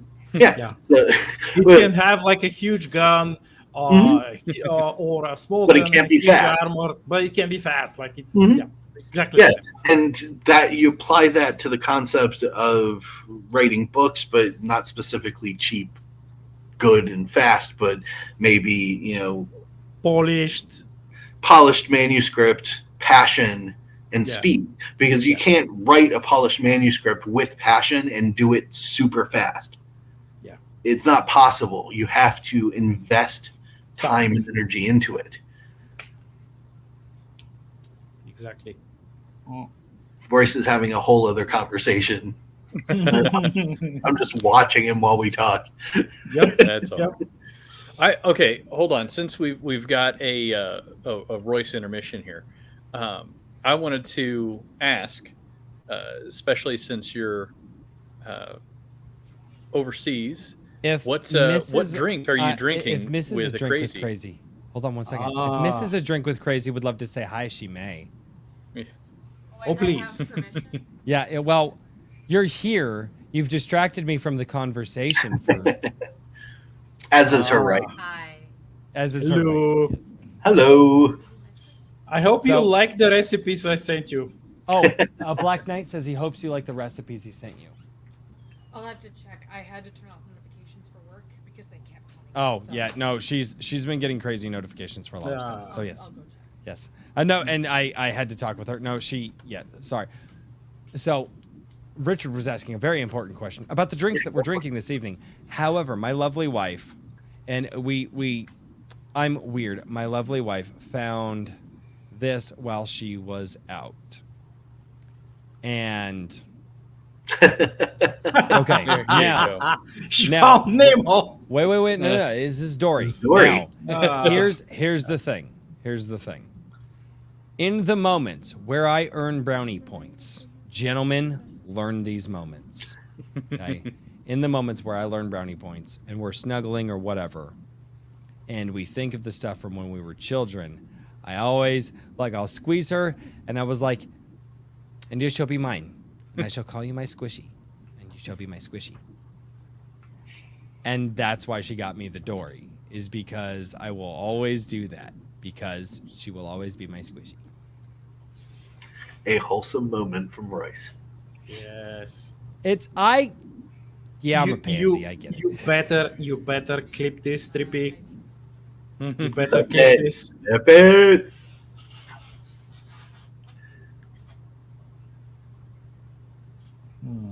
So, as we were saying, As we were saying, what are you guys drinking tonight? I'm sorry, Richard, what were you saying?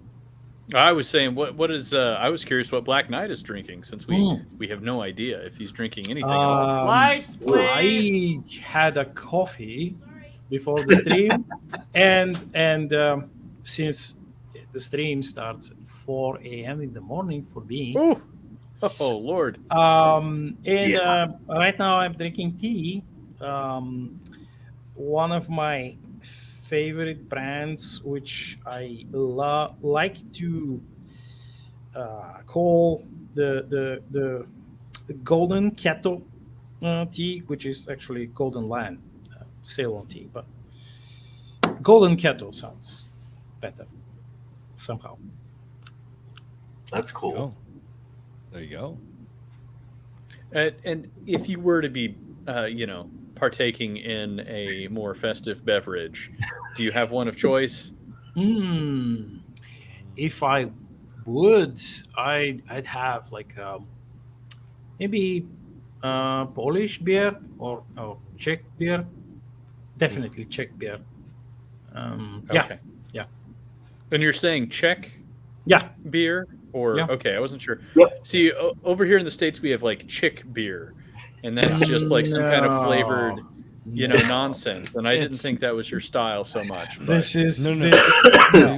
this- Dude, the Czech I've heard about. Czech I've beer not had is- any, but I've heard It's, about it's Czech probably one of the best beers in Europe, just like German beer and beer from Belgium. I love it. I've had yes, Belgian beer style. I have had. I've had Belgian style, not just like the popular ones. I've actually the small microbreweries that actually try to get a little closer to it. Oh, I'm an ale guy. Just give me a regular, just straight. And not a lot of places do regular ales. It's believe it, they're always doing some version of a flavored ale or this, that, and the other thing, and then but just a regular, fantastically brewed ale, and man, they are hard to find because they're always trying to do something, but they are fantastic when you get just a full-bodied, regular, just beer goodness ale. Ugh, You can see that Royce is passionate about beer. I like that. By the way, I while we are still on the subject of beer, I have to mention that I made sure that in my books I wrote quite a lot about different foods and drink. And if you get to that part, you'll see what especially the Terran Space bikers love to do. They like to brew craft beer, and also they like to make mead. So one of the characters, by the way, who's called Mac, he eventually brews his own beer, craft beer, and it's called Caron Roots beer, and it has an awesome hollow sticker on it, which most of the drinks and energy drinks and everything which is sold in this universe, they have this hollow stickers / labels, and when you look at them from a certain angle, if you have light, proper light, you will see small hollow of the label of the beer or the drink, whatnot, and it needs light. I'll just say it needs light, but you have a moving, like animated label on the drinks, and this Very one cool. his is one of the special trees which you already read about, the mumpa trees. Oh yeah, With yeah, the, yeah. Mm-hmm. Yep. with the roots, and Yep. the roots are kind of like bloody and moving because the tree is also moving. It's I don't want to spoil anymore. No, This is no. this is all I'm going to say.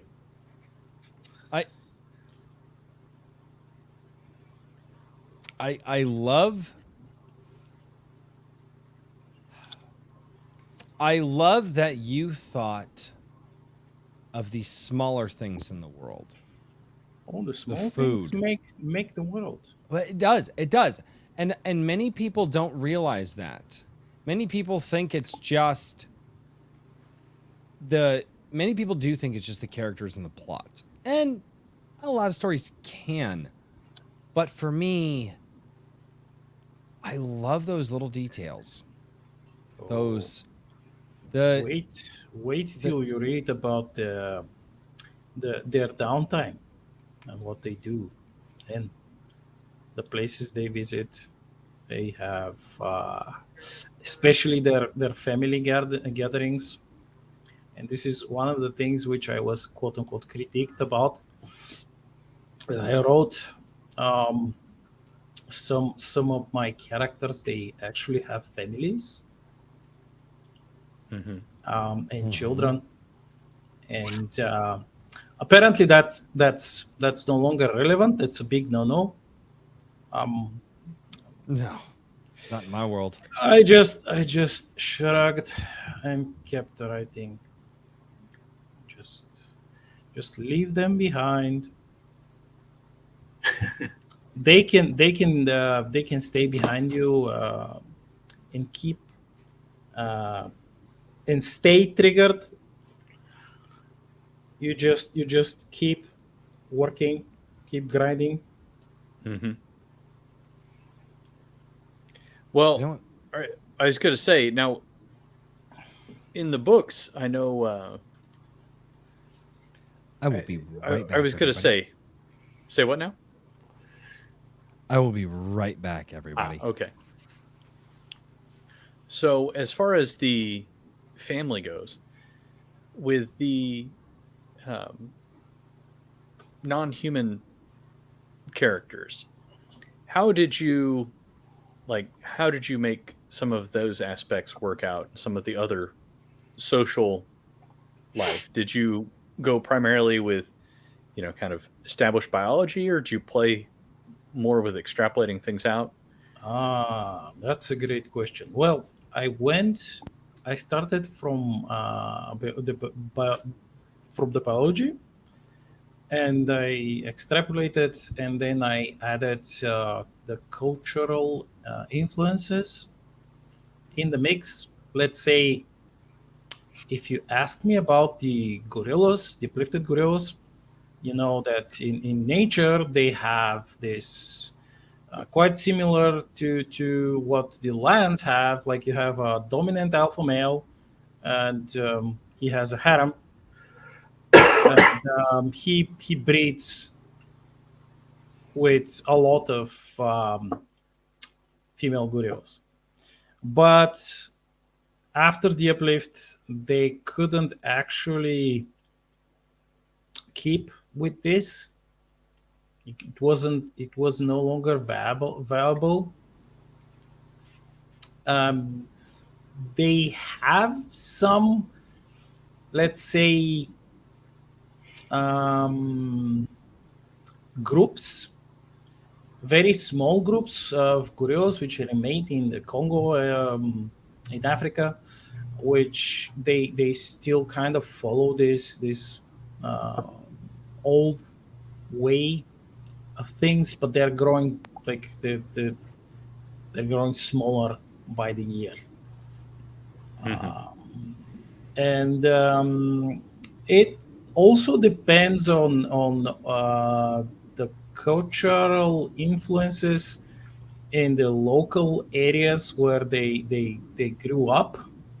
Let's say a gorilla growing up let's say this Russia, in the Siberian part of Russia, they will have like a bit different look on things, and they will be influenced by not only their own um, the core gorilla culture, but also the host culture where they were born actually there.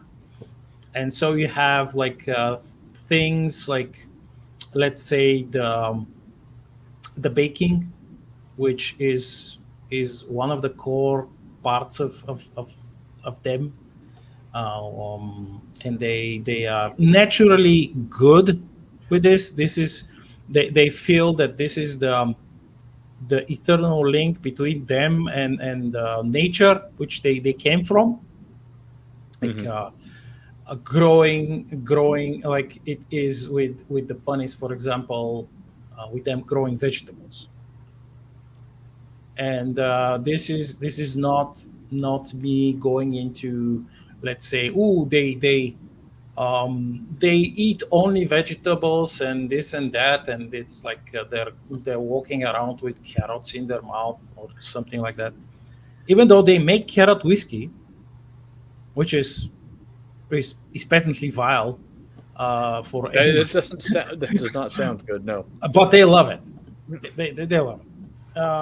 But let's say the gorillas, they have like some traditions which evolved from this link with their nature, with the nature, and these will be universal for all of them. But like I mentioned earlier, it's gonna be really important where they were actually born. Would it be Japan? Would it be Russia? Would it be the Americas or whatnot? It's different. Yes, and Kikuman, not only bread but barbecue too. Oh, barbecue. There you go. Yes, barbecue. One of these And days. One of the these main days. character, her family has a restaurant on Mars, terraform Mars, which she, in her downtime, she always goes back to see her family, and they always, quote unquote, exploit her, and they send her to bake some bread, um, or just net the dough or do something, which she's been doing since like she was little. And it's a family ritual, which almost all gorillas are they just can't see themselves not doing it. It's impossible. And this gets into the feeling thing of it, but the food, you talk about the food of the different races, and you've talked about the food of the different races in your book with me and in the chat. And food is something very personal. And why not the focus on the food, but why the detail of the food that your characters and your different races love to cook and eat? What because you've talked about it with me and especially in the Gilded chat, and why the food? What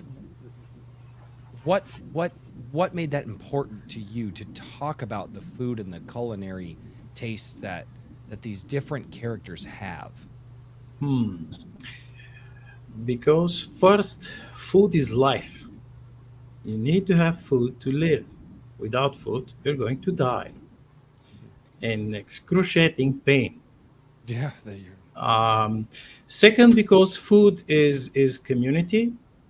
It binds people together. And third, because food brings happiness, um, and sharing knowledge about different foods, spices, etc., ingredients. It brings different cultures together. It helps it helps all of these peoples like find cohesion, cultural cohesion, without wiping out their own differences. They share their differences. They acknowledge them, but well, they may improve upon their own ways. And we know that from our own world. It's like let's mention the Silk Road, which was yeah. highly Yeah. important, and it wasn't just for silk. A lot of spices and recipes traveled across the continents. This is, like I said, the easiest and probably most um, the best way to bring people together is food. I don't Agreed. think you're wrong at all. I don't. Awesome. I don't think you're wrong at all. And that I mean, I experienced that in my life.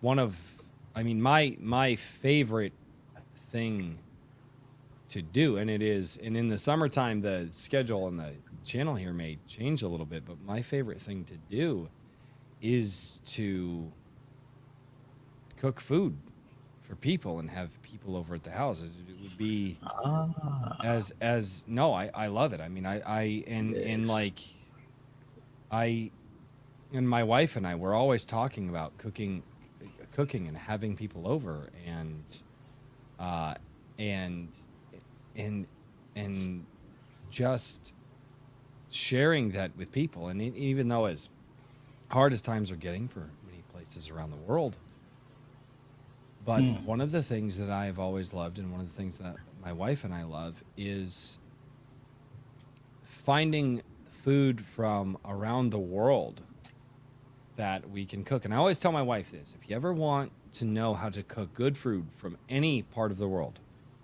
find an old grandma online. Yep. Right? And make sure, and if it's from a part of the world that doesn't share the English language, make sure that there's captions, because if she's speaking American, it's no.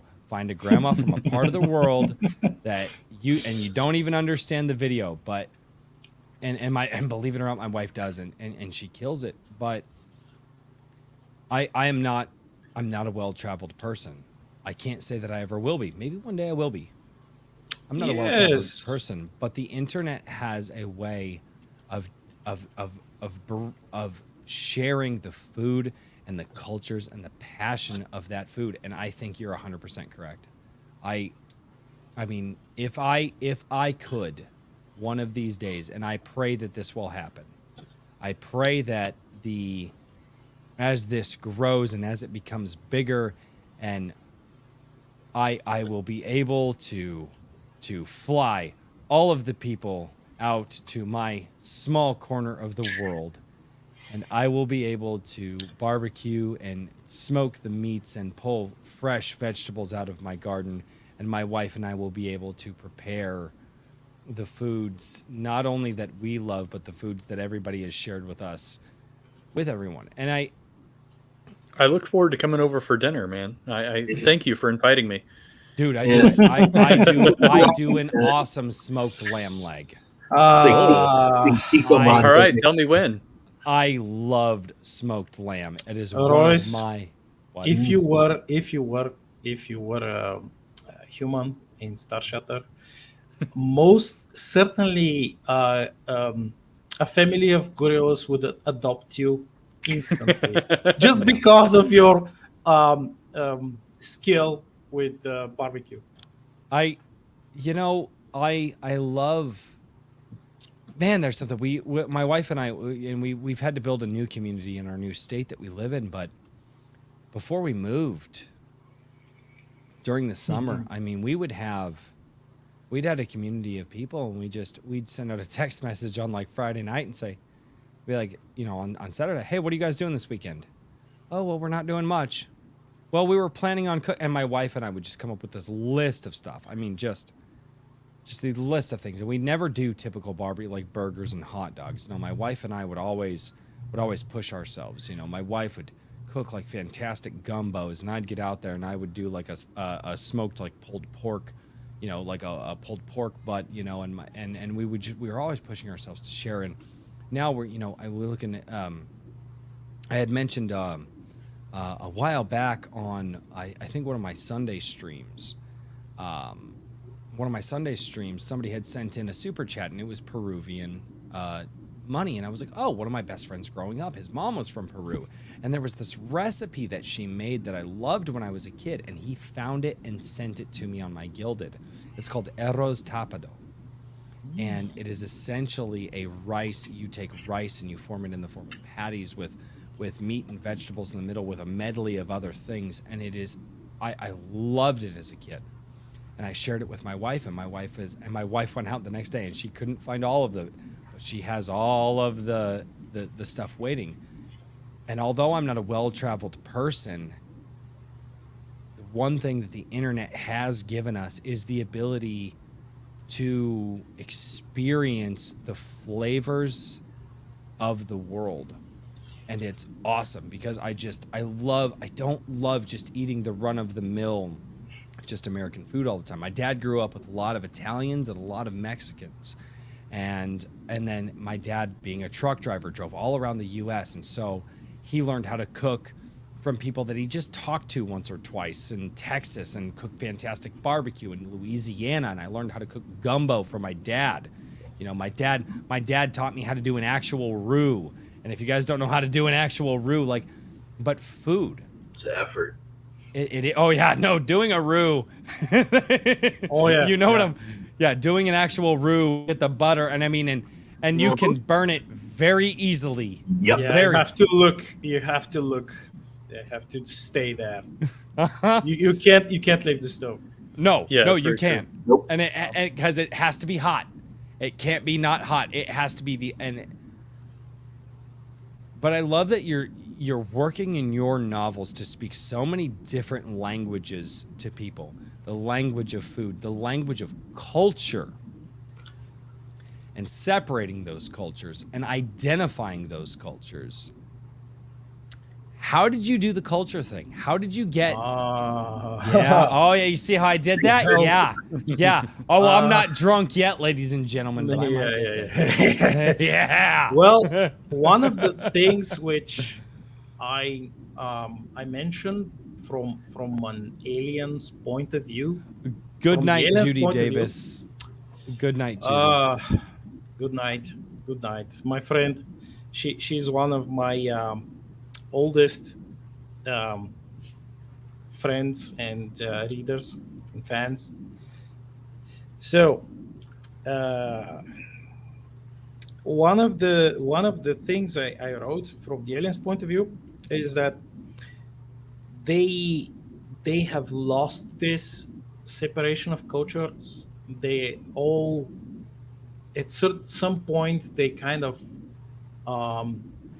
ruined their unique cultural identities, and they have a unique culture on their planets. Like almost all of their colonies are exactly the same because they kind of lost their uniqueness before they went into the stars and began to colonize the planets. And this is why, and I wrote about it in the books. This is why Earth became a huge tourist destination, because you don't visit Earth to just see one unique culture like it's on all alien planets. You go to Earth to see hundreds of cultures, That's and an it's interesting take everything on is it. different. Everything is different, and So, they I mean, you had well, this so is an the in the alternate history. gathering, so in the Yeah. star system, if I may interject, because I want to understand and make sure that I'm understanding this correctly. So in the greater star system, the culture is, like you said, somewhat of a uniculture.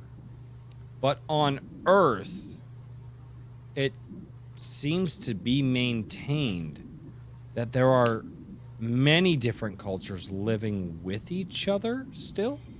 Or am I Yep. It's on that? Earth. On Earth, you have all of the cultures which survive. They are preserved, and they keep preserving them. And when different peoples went out to colonize different planets, they kind of formed even more specific cultural identities.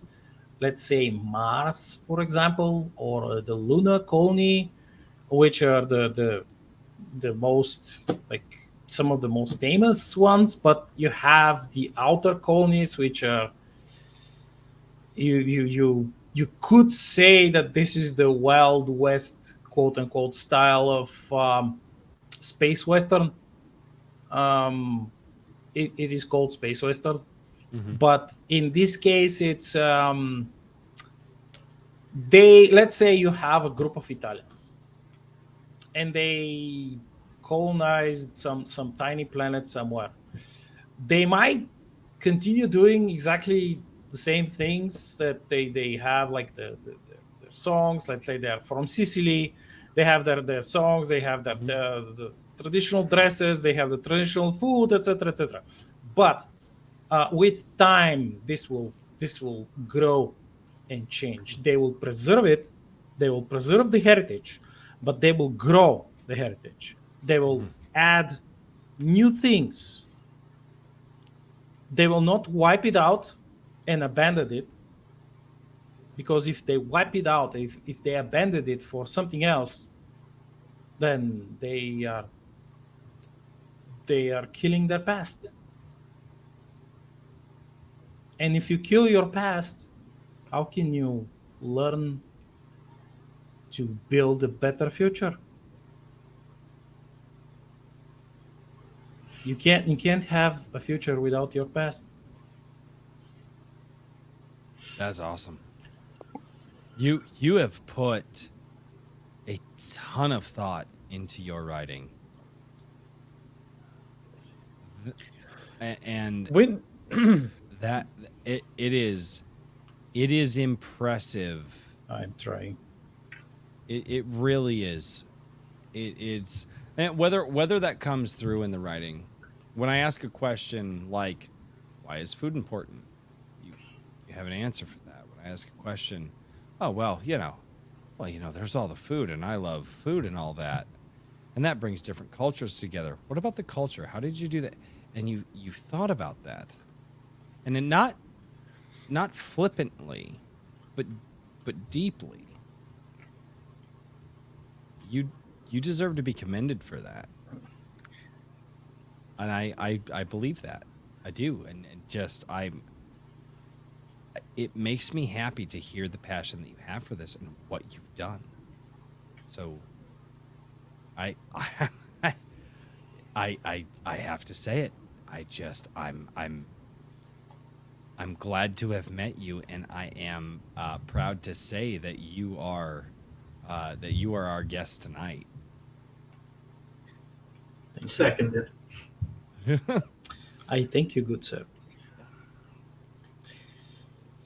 I think I was gonna say, there is a question I saw go by in chat that I wanted to ask, which is, speaking of lamb, are there sentient sheep in your universe? No. No. Okay. Oh, All right. thank God. I knew that Oh, question. thank God. I didn't even think about that. Don't do that to me. No, no. No, chat. Hey, chat did that to you. No, Bunnies, chat. let's say, who somebody asked me, I think 2 years ago, was that Iron Age. why are bunnies eating meat? And I began with the biology of things, and it ended with a much simpler explanation. Um, it's just because their metabolism is so high after the uplift that they need the protein. Otherwise, their higher brain functions will not work well. They won't be able to remain sentient.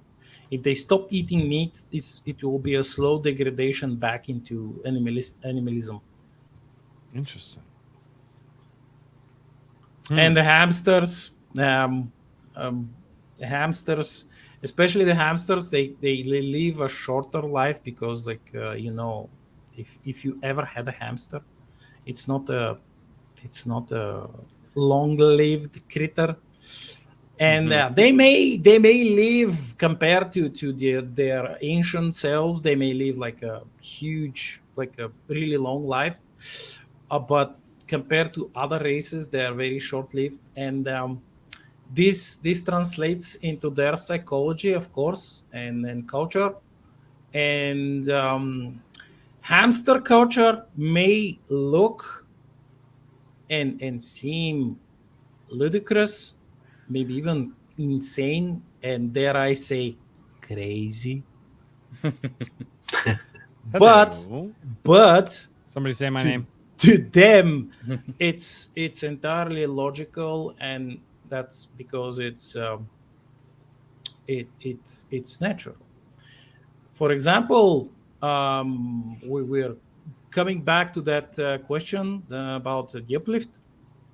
And I mentioned that the older galactic races, they don't care, they don't give a flying fart, and they exploit the creatures they create because for them they're just genetically bioengineered flesh. But the humans didn't do that, and they know why they didn't do it. They they couldn't they couldn't force themselves to do it, even though they were. Back in the day, some humans was like, let's bioengineer the gorillas to be like 10 feet tall, and have like armored skin or something, and like be almost like the perfect soldier. But they didn't. So when the aliens first faced the hamsters in battle, because not all hamsters go to war, but when they need to, they of course they have to defend themselves. They wouldn't, or they have to defend their families, their friends, etc. So when the aliens, the older alien races faced hamsters for the first time, they automatically assumed that the hamsters are bioengineered soldiers, even though they aren't, because they're projecting their own way of thinking, their own way of doing things. That's what they would have done themselves if they had access to the hamsters. They would have created something, some disposable soldier race. And the hamsters, because of their nature, they kind of they have no fear of most things, because their life is really short, and they're kind of squishy. They're kind of squishy. Well, we're all squishy, but they're squishy. I get you. So the hamsters are like, ooh, and also there are a lot of hamsters. Like, it's Well, they kind of yeah, give birth I to get more you. hamsters. So it's okay. So when the hamsters they go into battle, they're not thinking of, ooh, I may die. No. they think of, wait, how many baddies can I efficiently dispose of before they get me? Why? Because the more baddies they dispose of, the safer others will be. Because said baddie, when disposed of, they will not oppress, invade, or kill others. So they and they have the part of their culture. They have a special organization, which is quite a huge thing. They have organized themselves, and that organization is called the Diggers Society.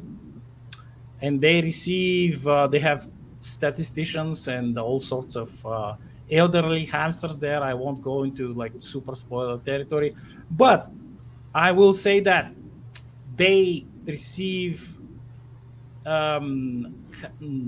information body counts from every hamster who ever went into battle, so they know how many baddies they killed. Ooh. Interesting. And this is why when hamsters go into battle, they count. And in most cases, they count on open comms. And if you might imagine, this does not go well with the morale of certain troops. And this is why the aliens. Another reason that the aliens think that hamsters are bioengineered super soldiers, even though they're kind of small and fluffy and squishy. So, I want to continue that. However, I do want to get to the chat because I know there are people who have questions, and then we do have some super chats to catch up on. But I do also want to turn over. I feel like in some of our last episodes, we gave the chat a very short window to ask their questions and to talk with us and whatnot. And I would like to give them more. So how about Richard and Daniel? Do you two have any questions for Black Knight? And we'll go for about another, 5-ish minutes or so, give or take. And we can turn it over to the chat and let them ask Black Knight their questions, or just roast me for the rest of the evening. We'll see how the chat feels. Careful, Or barbecue. You know what the chat's gonna pick. Don't barbecue. You just... So yeah, what would you guys like to ask Mr. Black Well, Knight? I think honestly, I think I got everything that I was really curious about, mainly with David Bren and some of the other inspirations for things. But that was a great Daniel? conversation. You guys stole most of my questions, so let's give it to the chat. Oh, wait, I do have one question. Oh, which is how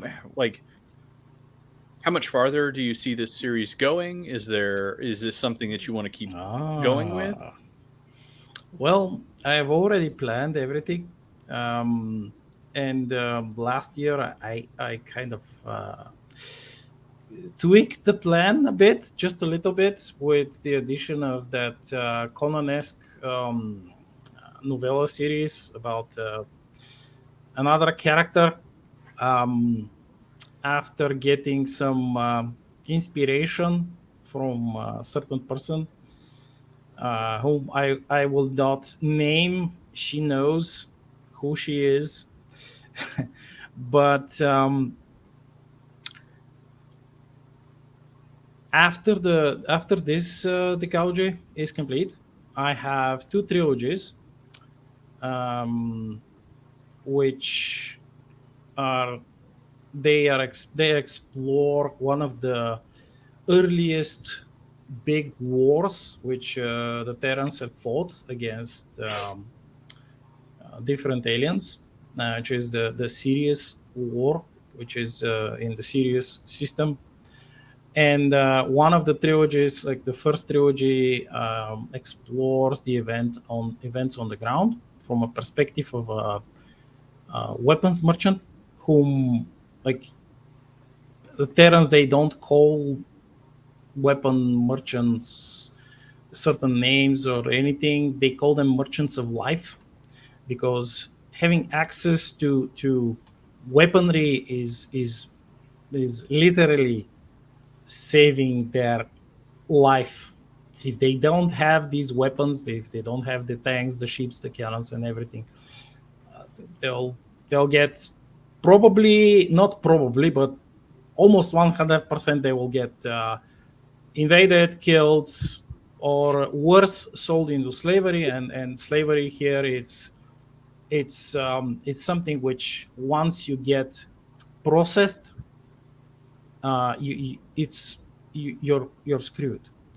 You will either get a telepathic wipe, and you'll become like a walking piece of flesh, or you'll get chipped, and then your mind will be, you'll be locked inside of your mind while your body is being ordered to do all kind of horrible things, or you'll get just dumped somewhere to do some horrible menial tasks which will kill you faster than you can say something like some short word, whatever. But and the second trilogy is about another character who is this will explore the same war, but from the space part of the war. And then I have second decalogy, which I also have the drafts for, which is also set in the Starshatter universe, but during their version of the Second World War, which they call the Great War. And it deals with all kind of spicy stuff, like XCOM type of stuff, aliens, cryptids, monsters, secret organizations, etc., etc. Like everything which they actually dealing with, the humanity actually find by dealing with all of this crap, they actually became a starfaring species. And the characters in this decalogy, there are fewer characters, but still, excuse me, it's going to be awesome. And after that, I have, I think, 30 plus other drafts for novellas. Wow. Shit. And this year, like I think November, no, before that, I kind of went on a draft writing spree, and I wrote 10 small drafts for more novellas from the Velin, the Rifleman series. So I have things prepared. And yes, I will keep releasing short stories for my Patreon. And eventually all of these short stories will end in another anthology. And I plan on, if I'm able, like God willing, release one anthology per year with at least 10, maybe 11 stories in it. So yeah, that's the plan for the Starshatter series. Do you want me to tell you about my fantasy series? Royce has muted himself again. You're muted again. Sorry, my daughter was down here asking me questions. Yes, that's good. No, she was down here. That's good. Yes, I try to mute when the kids are on. YouTube doesn't like it when you get kids on the stream, especially when we have streams like this where there may be, cussing and things like that. Tonight we've actually been fairly clean, but yeah, YouTube gets a little funny with that. So I try to, when the kids come down, I try to keep them off camera. But yes, no, my daughter came down, and that's why I was muted. But as far as your fantasy series goes, we may have to have you on when you launch that. Yeah. I would like to turn it. I'd rather not talk too much about it. I would like to turn it over to the chat, and they are asking many questions. And in fact, I have quite a few questions that I have saved. I'm very glad that StreamYard has the ability to save the questions. And so as I go here, I will try to catch the new questions that you're putting down. And just like what Maji Chan did, where she typed question and how she typed it and all that. But let's get over to some of the super chats. And you guys get, obviously, if you send in a super chat, we'll absolutely read that. And if you just type in question the way that Maji Chan did in the chat, we will make sure to read your questions.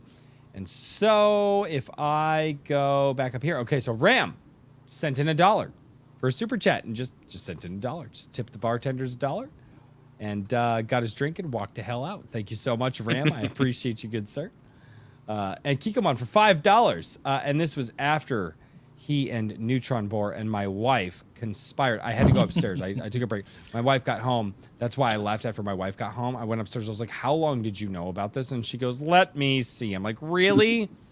So apparently the artwork that they sent in, that Neutron Boar and Kikomon have been conspiring, has been over a month long in production. That's insane. Wow. Really? Black Knight? Were you a conspirator as well? I see how it is. Kikomon for $5 says, now that my plans are executed, I can get shit-faced. Show me, show you. Kikomon, thanks Black Knight and Neutron Boar. That was a fun surprise. Hail Rose too. You've been outed. Haha. You've been outed, Black Knight.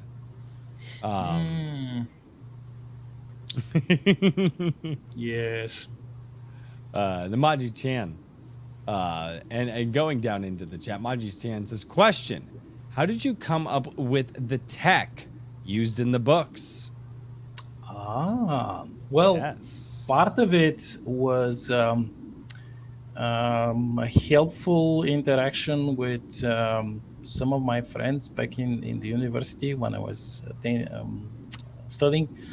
Some of them were actually scientists. I mean, they were studying back then. But yes, so quite a lot of it came from the conversations we had. And we had a group which was the conspiracy theory group, and we actually read different books about conspiracy theorists and monsters and UFOs and stuff. And well, most of it we were joking around, but from these all of our theories and suggestions, a lot of actual stuff, like relevant stuff, came out.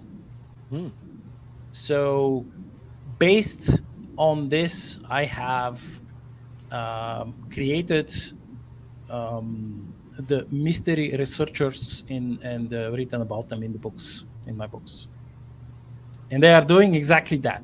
They are not like what they're doing is not called fringe science, but actually they go where there is a legend about some mysterious monster in this lake, and they go there and they find the monster, or they go there and they find that it's not actually a monster, but it's let's say the tail of a long rotting airplane on the bottom of the lake, and when the waters like recede from far away, you can see the tail of the airplane. And about the rest of it, the rest of the technology, I did a lot of research, just like I mentioned in one of the articles I sent For publication on Iron Age media, I did a lot of research. I watched a lot of documentaries. I asked some of my friends to send me articles to read, so I knew I was, and I'm still trying to keep up to date with, let's say, some of the new military tech that certain governments or groups or corporations are releasing, so that it's more believable, and you can't say that the American Navy does not have railguns, because they do. It's well, There's they yeah. they released I've that on the media, so we are Yeah. not talking about anything There's- else. Like just Yeah. Yeah, if you talk with You know what? Never mind. I'm not going to say Never that. But anyway. Next question, Sorry. please. Yeah, let's get off that question cuz I was like, wait Hey, we got several stacking up here too. Yeah. No. I'm starring all of those over here in the StreamYard chat. I have over 20 that are starred, and we've only gone through a few of them. And super chats. So Kikomon for $2 says, now is the age of the #1 Iron Age YouTube daddy. Oh, damn it. Oh, I'm not getting away from that. I'm not getting away from that. And that's when we were talking about, the Iron Age pushing forward and all that earlier on in tonight's episode. Kikomon for $5. This Kikomon brand has been established in 1917, still struggling to fight the anti-soy sauce propaganda. May the soy sauce lubricate the Iron Age cogs. I love him so much. He's so great. He's getting soy faced now. Very. There you go. And a few more from super chats start to get real interesting. I know, it's great. And a few more from Kikomon. Kikomon for $5. Black Knight understands the horrors of collectivism and the value of freedom better than most. Yes, he does. I've had the conversations. You may respond to that or not, Black Knight. That's We've talked about this. We have. All right, Kikomon for another $5. Thank you so much, Kikomon. I hate saying it like that. It's just I'm trying to get to the rest of the chat. Thank you so much, Kikomon. I have to mention Starshatter book 1, 2, and 3 rate as double fermented shoyo on my Kiko scale. Double fermented. Ooh, good sir. Good sir. All right. Kira Simonov. Drink is crazy. I agree. It's nothing like the Drek that comes out of the mainstream media. And I hearted that one earlier when we were talking about the passion and the thoughtfulness and the emotion that you are putting into your stories. And that's when she sent that one. Right? She or he, I'm so sorry. I read that in a... You know what? Anyway. But no, that Moving was on. sent... Yes. T.S. Ball for a Canadian $10. Drops $10 on the bar, tips his bartenders, and walks away. Thank you so much, good sir. I appreciate it. Thank you. And Kikomon for $2. Kikomon for all. I spread love through soy. Oh God. The imagery Yes. is. That's borderline. But that's good soy. That's good soy. Yeah. Oh. Kikomon for $2. This is a fantastic question. How many years of world building, Black Knight? How many years did you spend on the world building? That's about 15 already. Oh God! Wow. Because I keep polishing it and improving it while I published the books. So yeah. It's about 15. With this year, the new year, it's going to be 16. Wow. Yeah. Wow. That's. I mean, that takes dedication to say the least. I see it as a natural thing. I don't think it's. I mean, Well, no, I mean, well, you know what? I guess that does make sense because when you say, well, it's been X amount of years, and then as the person writing it, you go, well, I mean, it's been a long time, but it was just I started and I just kept going, and honestly, I kind of there are moments I look back in my life, I'm like, well, I just kind of started doing this thing, I just kept, and now I've just been doing this thing for, well, I mean, not to say it so flippantly, but it's one of those things. It's like, well, I fell in love with my wife, and and we got together and we had children. Obviously, if you think about it, like my wife and I, we've been together for almost 12 and a half years. And nice. People go, wow, that's a really long time. And I think about it and I go, man, does it feel like it though? It doesn't feel like it. It feels like I mean, it feels like 2 or 3 different people ago for me, because I feel like myself and my wife are very different people, but it doesn't feel like a lifetime. It probably feels like it does. And and sadly, that's the the theory of relativity that Einstein was getting into, is that the things that you enjoy dearly in life seem to go by that quickly. I won't spoil it. You will read in the books. Oh, all right. And back when we were talking about sharing food with everybody and what the gorillas make and what all of your races make, Isidro Lopez Irwin. God. Oh, it's starting, ladies and gentlemen. I have begun the slur. For $2. Says bacon. Yes. Oh, I have used the line, everything is better with bacon. I did. There you go. You didn't make pigs sentient, right? They're not uplifted. No. Okay, good. Thank God. Oh. You only uplifted animals that were not tasty, I hope. I have heard rabbit is very tasty. Okay, yeah. Can confirm. Yes.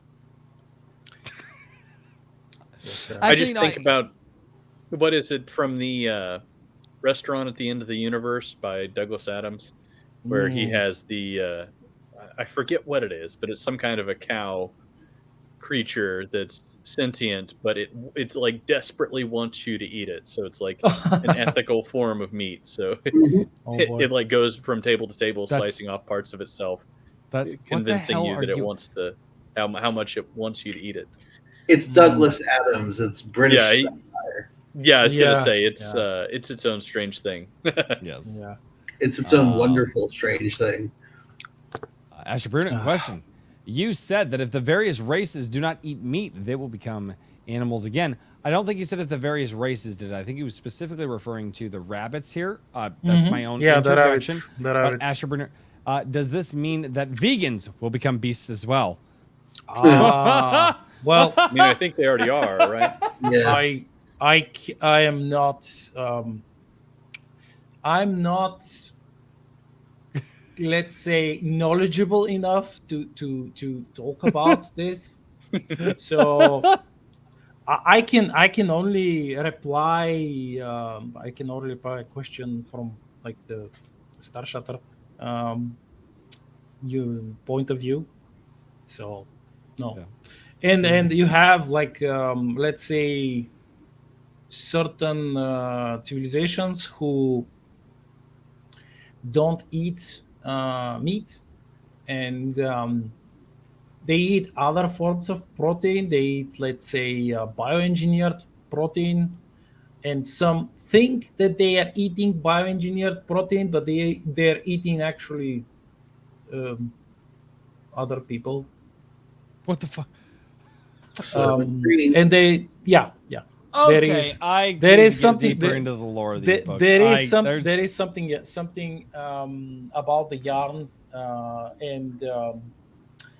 and Vaughn species, and you will. I think you will like it. Ask Kikoman. Let's say that. Okay. He already read it. He read the third book, so. He knows all about the yarn. And speaking of Kikomon for $2, I have to mention so far, I love the villains too. Yes, this is that's that question that you asked me in the beginning of the stream about why I have this intro book. This is why. Oh, excuse me. I apologize. There's no excuse for you. You're right. There's not. My wife has to deal with it every day. Oh,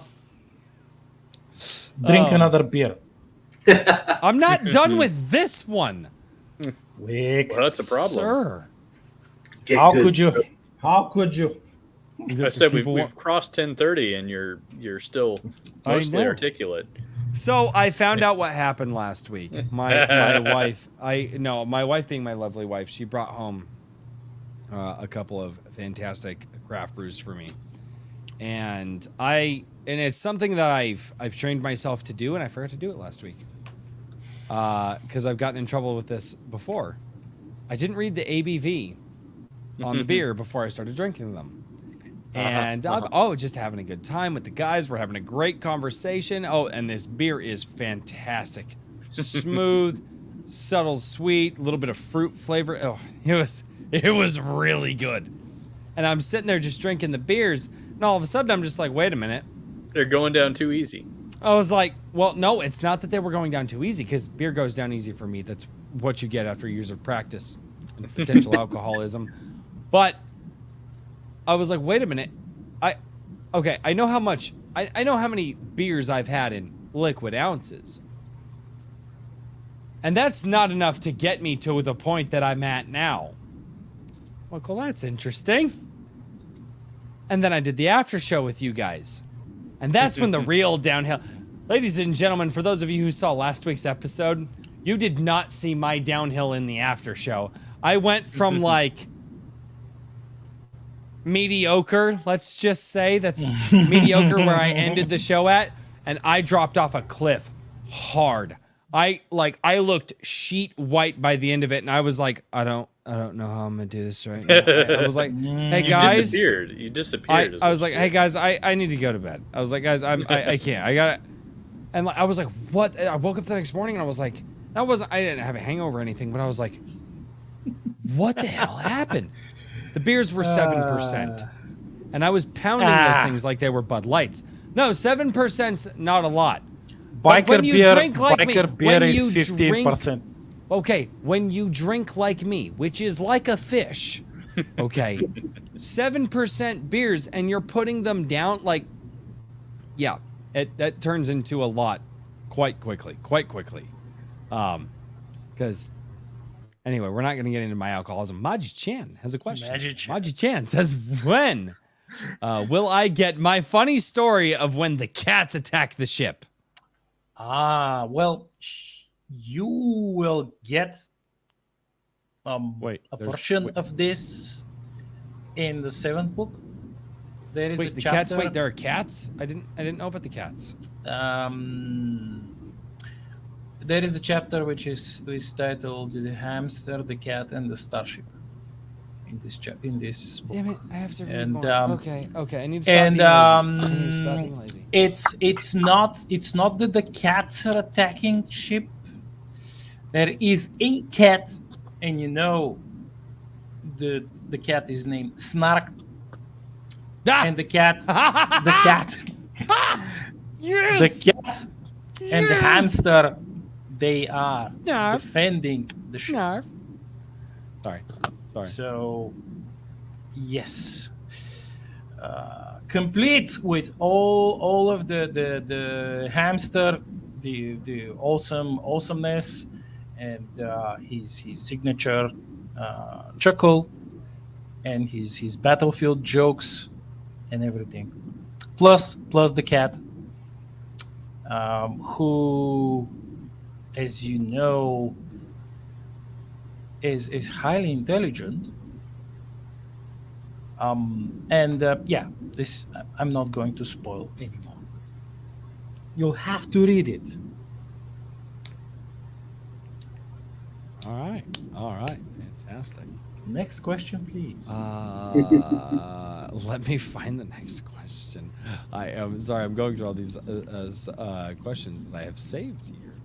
And the chat is moving, and I am attempting to keep up with it.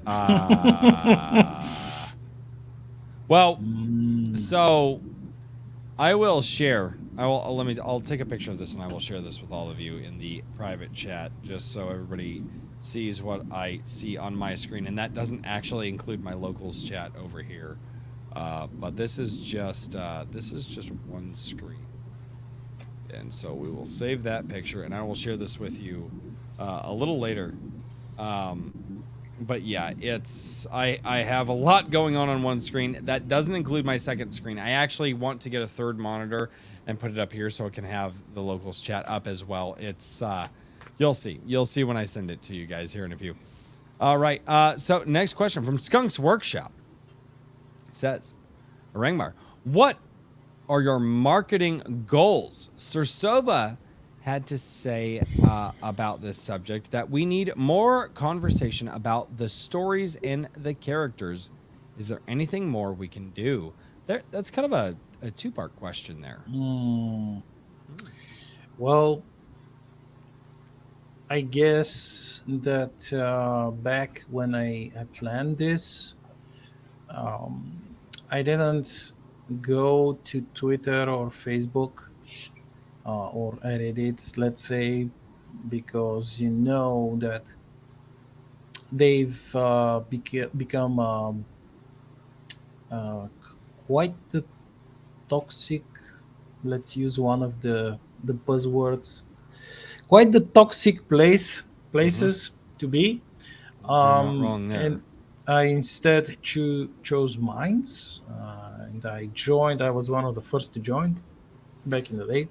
I which joined helped many me. years ago and was very active on it a few years ago with a different account, which I've erased. And yeah, Minds was actually a really fun place to be for artists and creators a few years ago. It still is to a certain extent, yes. That's awesome. And it helped me as an independent creator to be around other indies. And I do not believe that had I been to Twitter, let's say, or Facebook, I would have achieved what I have now. Maybe, well, surely I wouldn't have met all the people who supported me, and I most probably would have never met you guys. So it's and maybe I would have been cancelled. Maybe I would have, like, my writings, my evil writings would have triggered some of let's say of the Twitter mobs, and they would have cancelled me.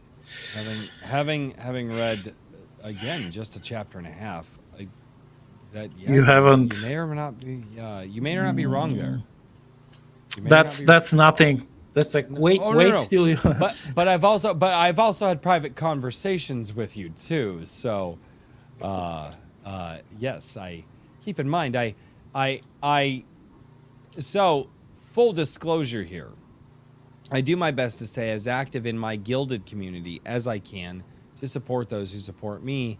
And while I was smoking my Thanksgiving turkey, I was up very early in the morning, as one does when you have an actual smoker and not these things that men like to call them smokers. They're just man ovens outside, right? Men put the meat in the thing and they close the door and then they walk away. They don't have to tend to the fire. They don't have to watch their heat. They essentially do what women do in the kitchen, and it's putting something in an oven. So I have a smoker, not a man oven. And while I was tending to my Thanksgiving turkey, I was actually talking with Black Knight and several others, and I got to learn a lot more about him. And oh boy, he and I like to go off about the same things when it comes to government. So Black Knight is definitely amongst friends here. And this one here, Marcy Sowers. Black Knight, will you ever come to the U.S.?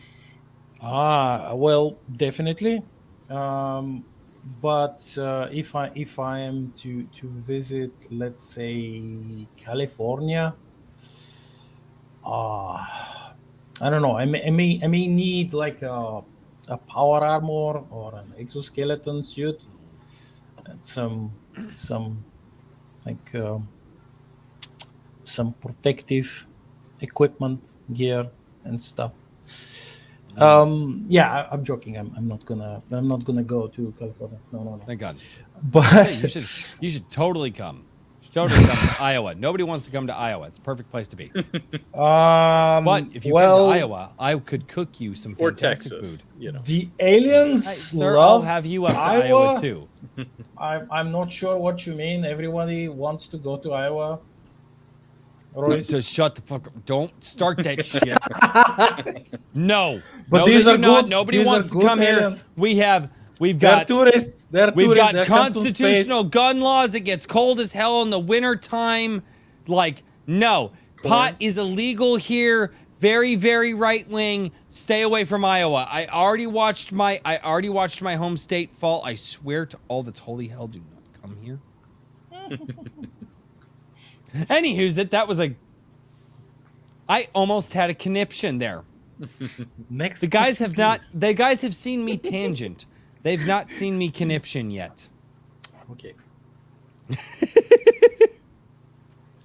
All right. Kiara Simonov says, Arangmar, brilliant. Because you're building something that's amazing, nothing good is easy to make. And I tagged that there because I felt that was a great compliment for you. I just saw that. I was like, you know what? It's not a question, but In true. contrast, everything bad takes less time to make. oh, you're not wrong. Yeah. Oh, you're not wrong. oh, Kara Simonov. Oh, she knows. She gets it. She gets it. Yes. Stay away. Stay away. Stay away. Stay away.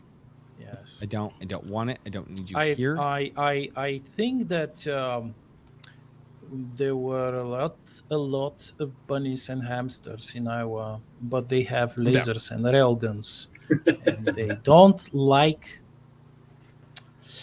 don't like people hopping around and studying shit. I think I They can like safely their say this. peace and quiet. I feel like the bunnies and the hamsters don't like the Marxists. To say, is that too much? Is that too much? I feel no, they don't. yeah. Nobody likes a Marxist. Even the Except Marxists don't for a- like the Marxists. Do you You know what they say? Do you know Oh. what they say that the no Marxist is a true Marxist? Oh, yo. Okay. Ooh, you're touching. Yep. They are saying it, not me. Oh no. It's too late No. for a rant. No, but I want to. Okay. I won't tangent. Next question, please. Save it for tomorrow. I'll put my soul back in its closet and I'll beat it. My soul wants to tangent. Oh yeah. Join my. For those of you in the chat, by the way, there have been some absolutely fantastic. I've had several videos in the last week or so about free speech and the idea of free speech, everything involved around it, and the Sunday live stream, and because I'm terrible at promoting this. The Sunday live stream is going to probably be fairly long. I actually had to warn my wife. I was like, hey babe, just so you know, because usually the Sunday live stream is around hour to maybe 2 hours at the longest. There are some long comments on this week's videos, and we are going to get into the nitty-gritty of free speech and the ideas of it on the Sunday Coffee live stream, which is at 11 a.m. And if you guys want to hear me have conniptions, that's the place to do it. But more so, if you guys actually want to hear your comments read from the previous week's videos, I go and I read everything. And usually I don't do super long streams on Sundays. But the lengthy comments that I've been getting this week, I usually try not to read all of them, but because of the subject matter of free speech, it's Sunday at 11 a.m. Central. I think that this one's going to be an important one. I think there's probably going to be several conniptions, and I think there's also going to be a lot here on Sunday. And so join me for the coffee stream. We start, and that one we may start out with coffee, and by the end of it, who knows? Maybe I'll go and get the bottle of whiskey that I don't drink from upstairs. It's going to be. There's a lot of good comments. There really are, and I don't know how I'm going to answer to a lot of these yet, and that's why I'm asking people, guys. It's be there for that conversation. I go back and forth between your live chat and the comments. So let's get back. But I wanted to. We were talking about Marxists, and boy, howdy, do I love talking about Marxists, and that's the place. And wait till you read the fourth book. Gotta get through the first one first, and that's my fault. Okay, let's see. Where were we? Okay, Isidro Lopez Irwin for $10 says, "Finished your second book, Knight. Look forward to Treads of Doom." Or I'm sorry, Doom. Or is it Doom? Doom. You guys say like drunk. You guys say it like a drunk college kid. Doom. Sorry, I apologize. I'm starting to act like a drunk college kid. Fantastic. Oh, we've finally got there. Kikomon for $5. Beer takes plastic. What does it take? Beer. The safety meeting today I had to give, I basically spoke for 8 hours solid. My voice is tired. And I'm also slightly buzzed. I mean, am I buzzed? I'm getting there. Not quite buzzed yet. Maybe another 4 beers I'll get there. Give me some high strength stuff. We'll get there now. Anyway, beer takes practice. Soy boy coming from soy sauce where man, it's different because I'm used to drinking the lightweight stuff, regularly, the Bud Lights and the Busch Lights, and those are barely like 4% beers. When you are they beers even? No, they're not. They're not. It's as many people in my country call them, they're piss-flavored water. Except for the rednecks. You call it that in front of the redneck, but the rednecks will get mad. But when you go up to 7% or 8% beer and you start drinking them like, the 4% beers, there is a noticeable difference. All right. And huh? Nothing, just math. I love you too. Nah. All right. I don't I don't know if we have any more questions after this one. I'm reading Marcy, which every time I read and I'm so sorry if you've heard this before, but Marcy Playground, yeah, you probably heard it before. Anyway, I don't do the whiskey because I drink whiskey like I drink beer, 12 ounces at a time. And my kids have never seen me drunk. I hate it. I hate the feeling of being drunk. I don't want to be drunk. Yes, I do like my beers. I do like the flavors of them. I don't need to be that guy. Probably don't need to be the guy that I am, but we'll worry about that tomorrow. Right now, we're going to worry about Tycho Valias. Gentlemen, stop it. Have fun. Wow, you guys don't take serious comments like that. So here's a question.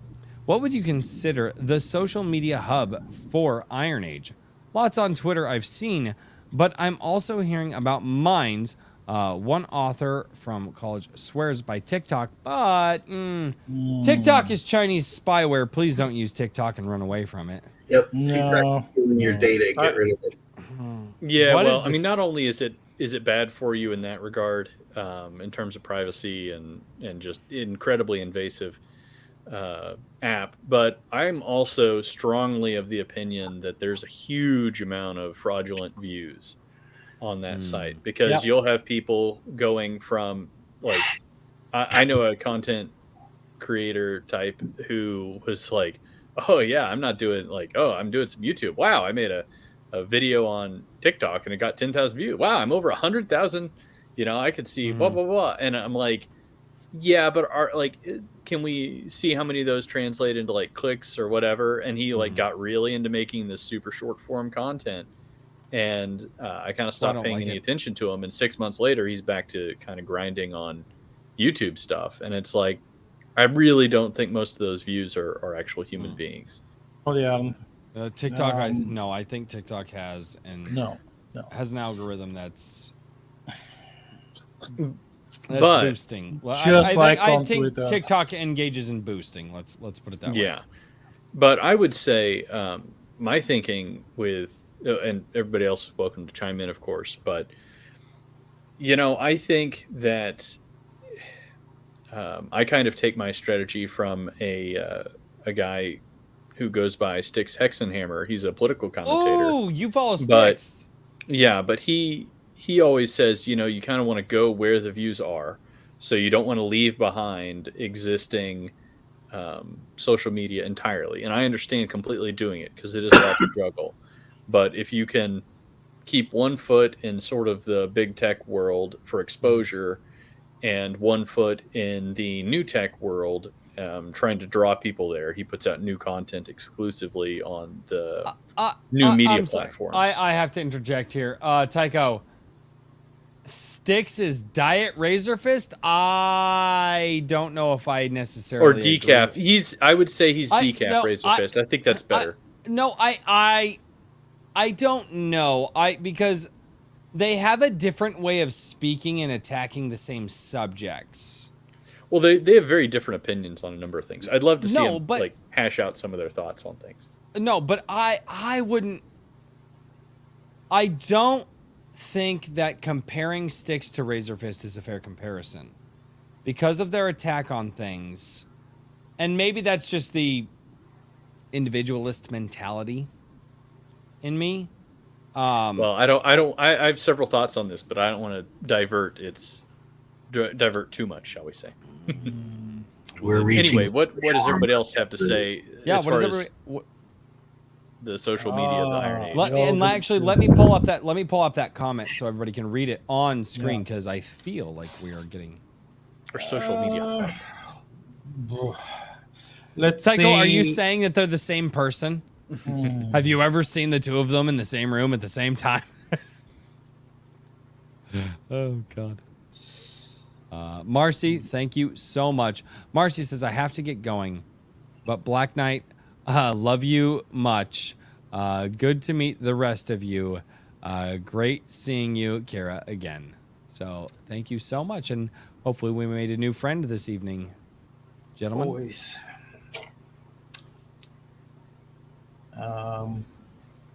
Yeah, well,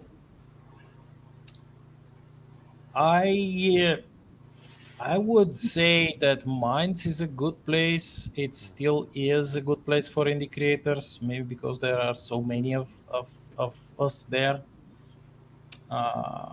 And a lot of people from different places went there just because the indie creators were there. Mm-hmm. So you have maybe less people, but they are the right people. They are the people you need. I really like Minds as a platform. It's not like, let's say, let's give the example of Twitter again, with the crazy groups of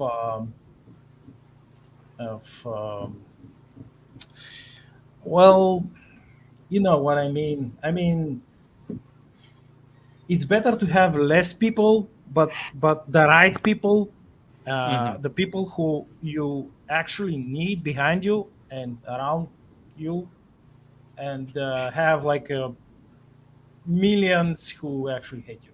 So, no. Yeah, you're not wrong. You're not wrong. No, Minds is actually a really good platform. I've been on it. I have been on it for years. I don't function on my old platform, but I actually met a lot of people on there, and there was a there was a painter, an artist that I met on there. She was fairly active, and she hasn't been active in over a year now. But and I'll shout her out, Jenny Lynn. And my dad, he's got Harley Davidson and John Deere stuff all over his house. It's the two things that he loves in life. He's got his tractors and he's got his motorcycles. And she did this tractor series of hers. And I mean, hand painted on canvas. And one of the tractors that she did was an old school John Deere. I mean, an old, like one of the early John Deeres, like when they first came out. And I saw that and I was like, man, she was always posting her artwork. I was like, man, this just speaks to me. And I reached out and I was like, hey, how much? And she goes, oh, well, for a print of it, it's this much, and so on and so forth. And I was like, okay. And she was like, but for the original, it's this much. And I was like, man, and the print just didn't, I wanted to get that something special for my dad.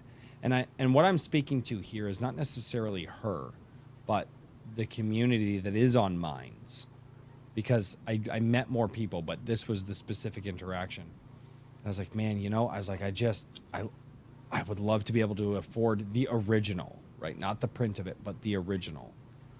And I was like, it just speaks to me. I don't know if I can afford that, but if it doesn't go anywhere, I'll let you know when I can save up that much money and get it, because it wasn't a cheap price. And she messages me back a day later and she says, I thought about it. And she goes, when you said the words, this speaks to you, she goes, I know what that means. And she basically cut half the price off. Actually, a little bit more than half the price off. Yep. And that put it in my wife's and I ability to buy this hand-painted picture of an old John Deere tractor from my dad and send it to him. Very cool. And my parents have it hanging in their living room right now. And So those are the type of people that you find on Minds. Yep. And I almost don't want to tell people that, because like it's like you want to keep the quality. What Kira Simonov just said, quality people on Minds, no doubt the best. Yes. And it's like, I want to tell people about it, but also like stay the fuck away. You know what I mean?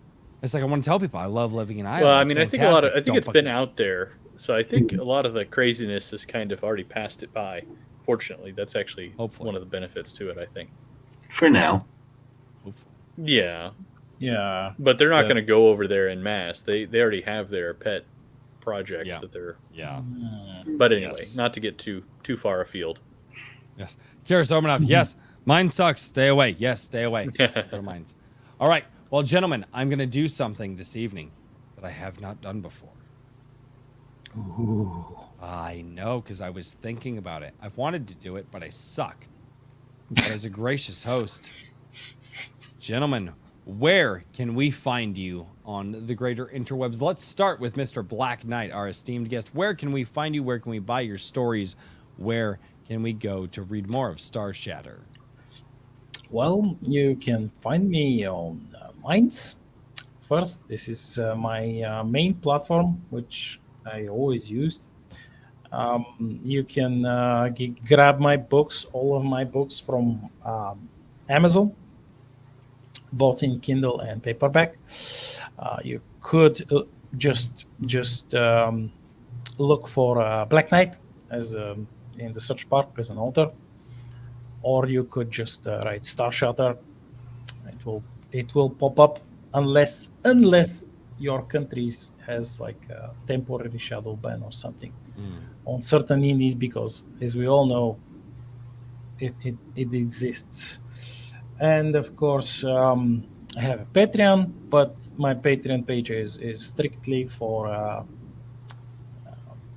only for those of my readers, from my readers who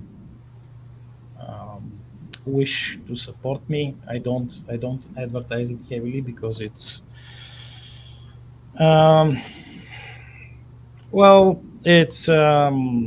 it's a place where I post short stories mainly, which they my readers help me with support, financial support, as it is the goal of this page. And then later I can include said stories into another anthology, another collection of short stories set in the Starshatter universe. So yeah, that's basically it. Fantastic. And I did happen to share the Amazon link down below and the Minds link down below, so you guys can go and you can purchase from Black Knight and also follow him on minds.com. The Patreon links and stuff like that I did not have prepared because I suck, but I did share at least Minds and the Amazon link, and you guys can actually go find all of his links that are relevant over on his Minds page. So, all right. I am confused. Which of my esteemed co-hosts that keeps me on track every single week do I choose first? You're up, Daniel. Down! See what I mean? See how esteemed they are? They're so gracious and humble and just like, no, you take it first. Oh, I hate them. I hate them all. They're such great people.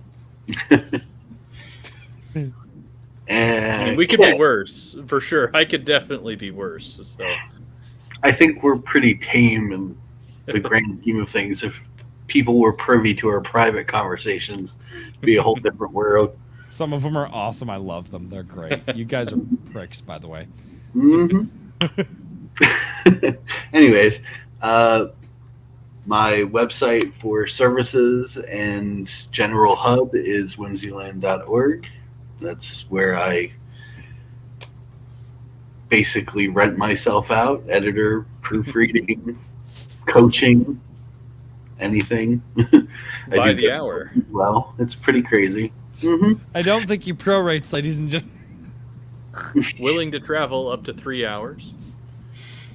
No, that's. Have you read a? Have you know. ridden a bicycle before? Anyway. I'm sorry. Are you done? Wait. One more. One more. It's short. Whore. Sorry. I was going to say, I was waiting for it. Really how the riding goes. You know, somebody's getting ridden, but I was waiting for it. Ow, this damn cough. Oh, get rid of it. Ow. Royce's cough made Black Knight's microphone go crazy. I'm sorry. Yeah, I kind of. I hit it. Sorry, Anyways, I'm still not over this stupid sickness. Okay. Oh, it's all good. sorry. Yeah, whimsyland.org or on Twitter at Mr. DP Riley. I have a writers group called Laureate on Discord that I've been working. This is actually we're going into year 2 now. It's awesome. Since it opened. Yep. And that's pretty much. Oh, thank you very much for the link there. Since I don't have anything prepared, since I'm nowhere near all of my stuff. It's literally in the description of the channel every week. Yep. And as far as my books are concerned, they're available. The links, I hubbed everything in a little thing called Bookshelf on whimsyland.org, but you can find them anywhere because I went wide with everything. So Amazon, Nice. Noble, anywhere books are sold, retail, you'll find them somewhere. Awesome. All right. Mr. Richard from ironage.media. all right. Well, you can find everything that I'm doing at ironage.media. You can also find me on Twitter at ironagemedia. And I recently posted an article about how things are going to be changing in 2023 and made a short video on my YouTube channel, which is ironage.media. DOT. Yes. And you can... DOT. I was going to say, you can find that up in the links of the ironage.media website. I also wanted to point out, I saw Trippy Soul talking about poetry.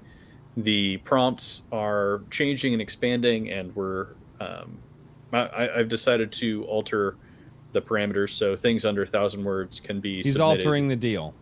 Yeah, I'm altering the deal for Pray he January. doesn't So if you alter want to it send further. something in for one of the prompts under the poetry or flash fiction section, I encourage everybody to take a look and see if anything suits you. And Royce also started doing audio readings. So if you want to read something, What the fuck? you when did I start you can doing do that now. this? Yeah, Yeah. It's on Wednesday. So, you still got plenty of time. But Oh, it's Jesus for Christ, TJ what- Marquis. The Tree is the first one up. So Wait, what go, the go take a look. fuck? I told I you did. it was going to happen. You're going to get browbeat into doing it. What the fuck am I Yeah. doing? Wait, where is One this of these? private message? Oh, you don't? Huh? Oh, I don't know if we have a private All right, message. fine. but- All right, guys. I guess I'm doing a reading. Fuck it. Ladies and gentlemen, I called it.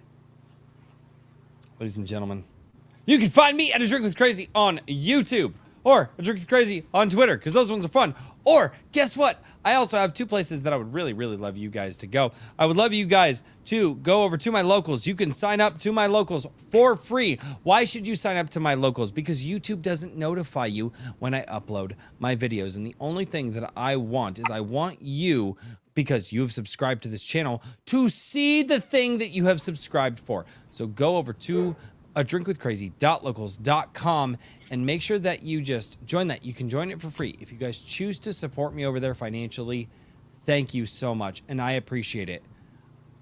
But more so, just thank you for going over there and just signing up for free, because that way, when I make a video, it's going to send you a push notification to your phone. It's also going to send you an email. You will actually get notified. This thing that YouTube doesn't know how to do, you'll actually get notified about all of the videos that I post. The other place that I would love everybody to be a part of, this is where I met Black Knight. This is where Mr. Daniel P. Riley engages occasionally here and there. IronAge.media. He also started a Gilded, but I guess I kind of, unburied the lead there.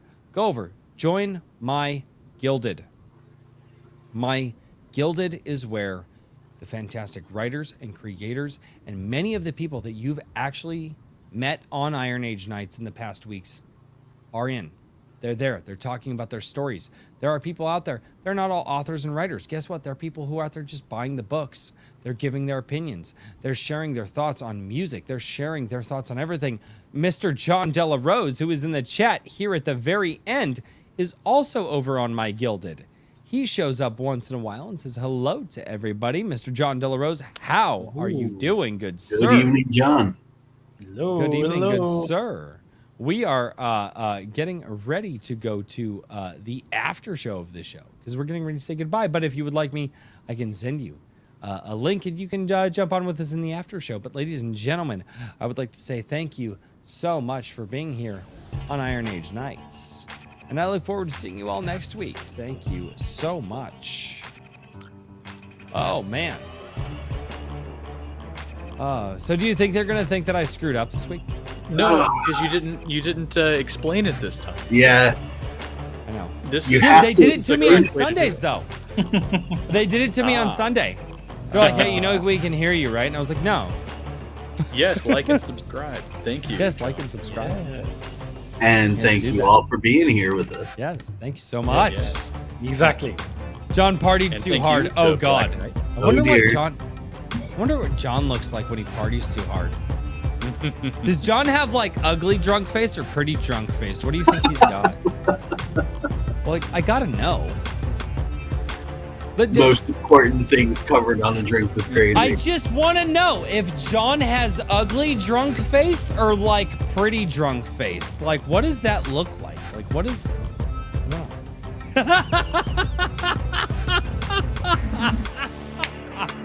We got I know. one. We got Thank one. you, Armin. There we I go. think it's a. Oh, I love Herman Pietro. He's so great. I covered him this week. It's fantastic. Kikomon says John Della Rose is always beautiful. At a drink. John Della Rose responds to Kikomon says, "That's right, Kikomon." Oh, good lord. Even heaven right there. Oh, it is. It's fantastic. Black Knight, thank you so much for being here, man. It's been a fantastic conversation, dude. Thank you for having me. Yeah, dude. It was great. I loved it. Even though it's like super early. All right. Ladies and gentlemen, thank you so much. We'll see you next week. Good night, everybody. Good night. Good night. Good night.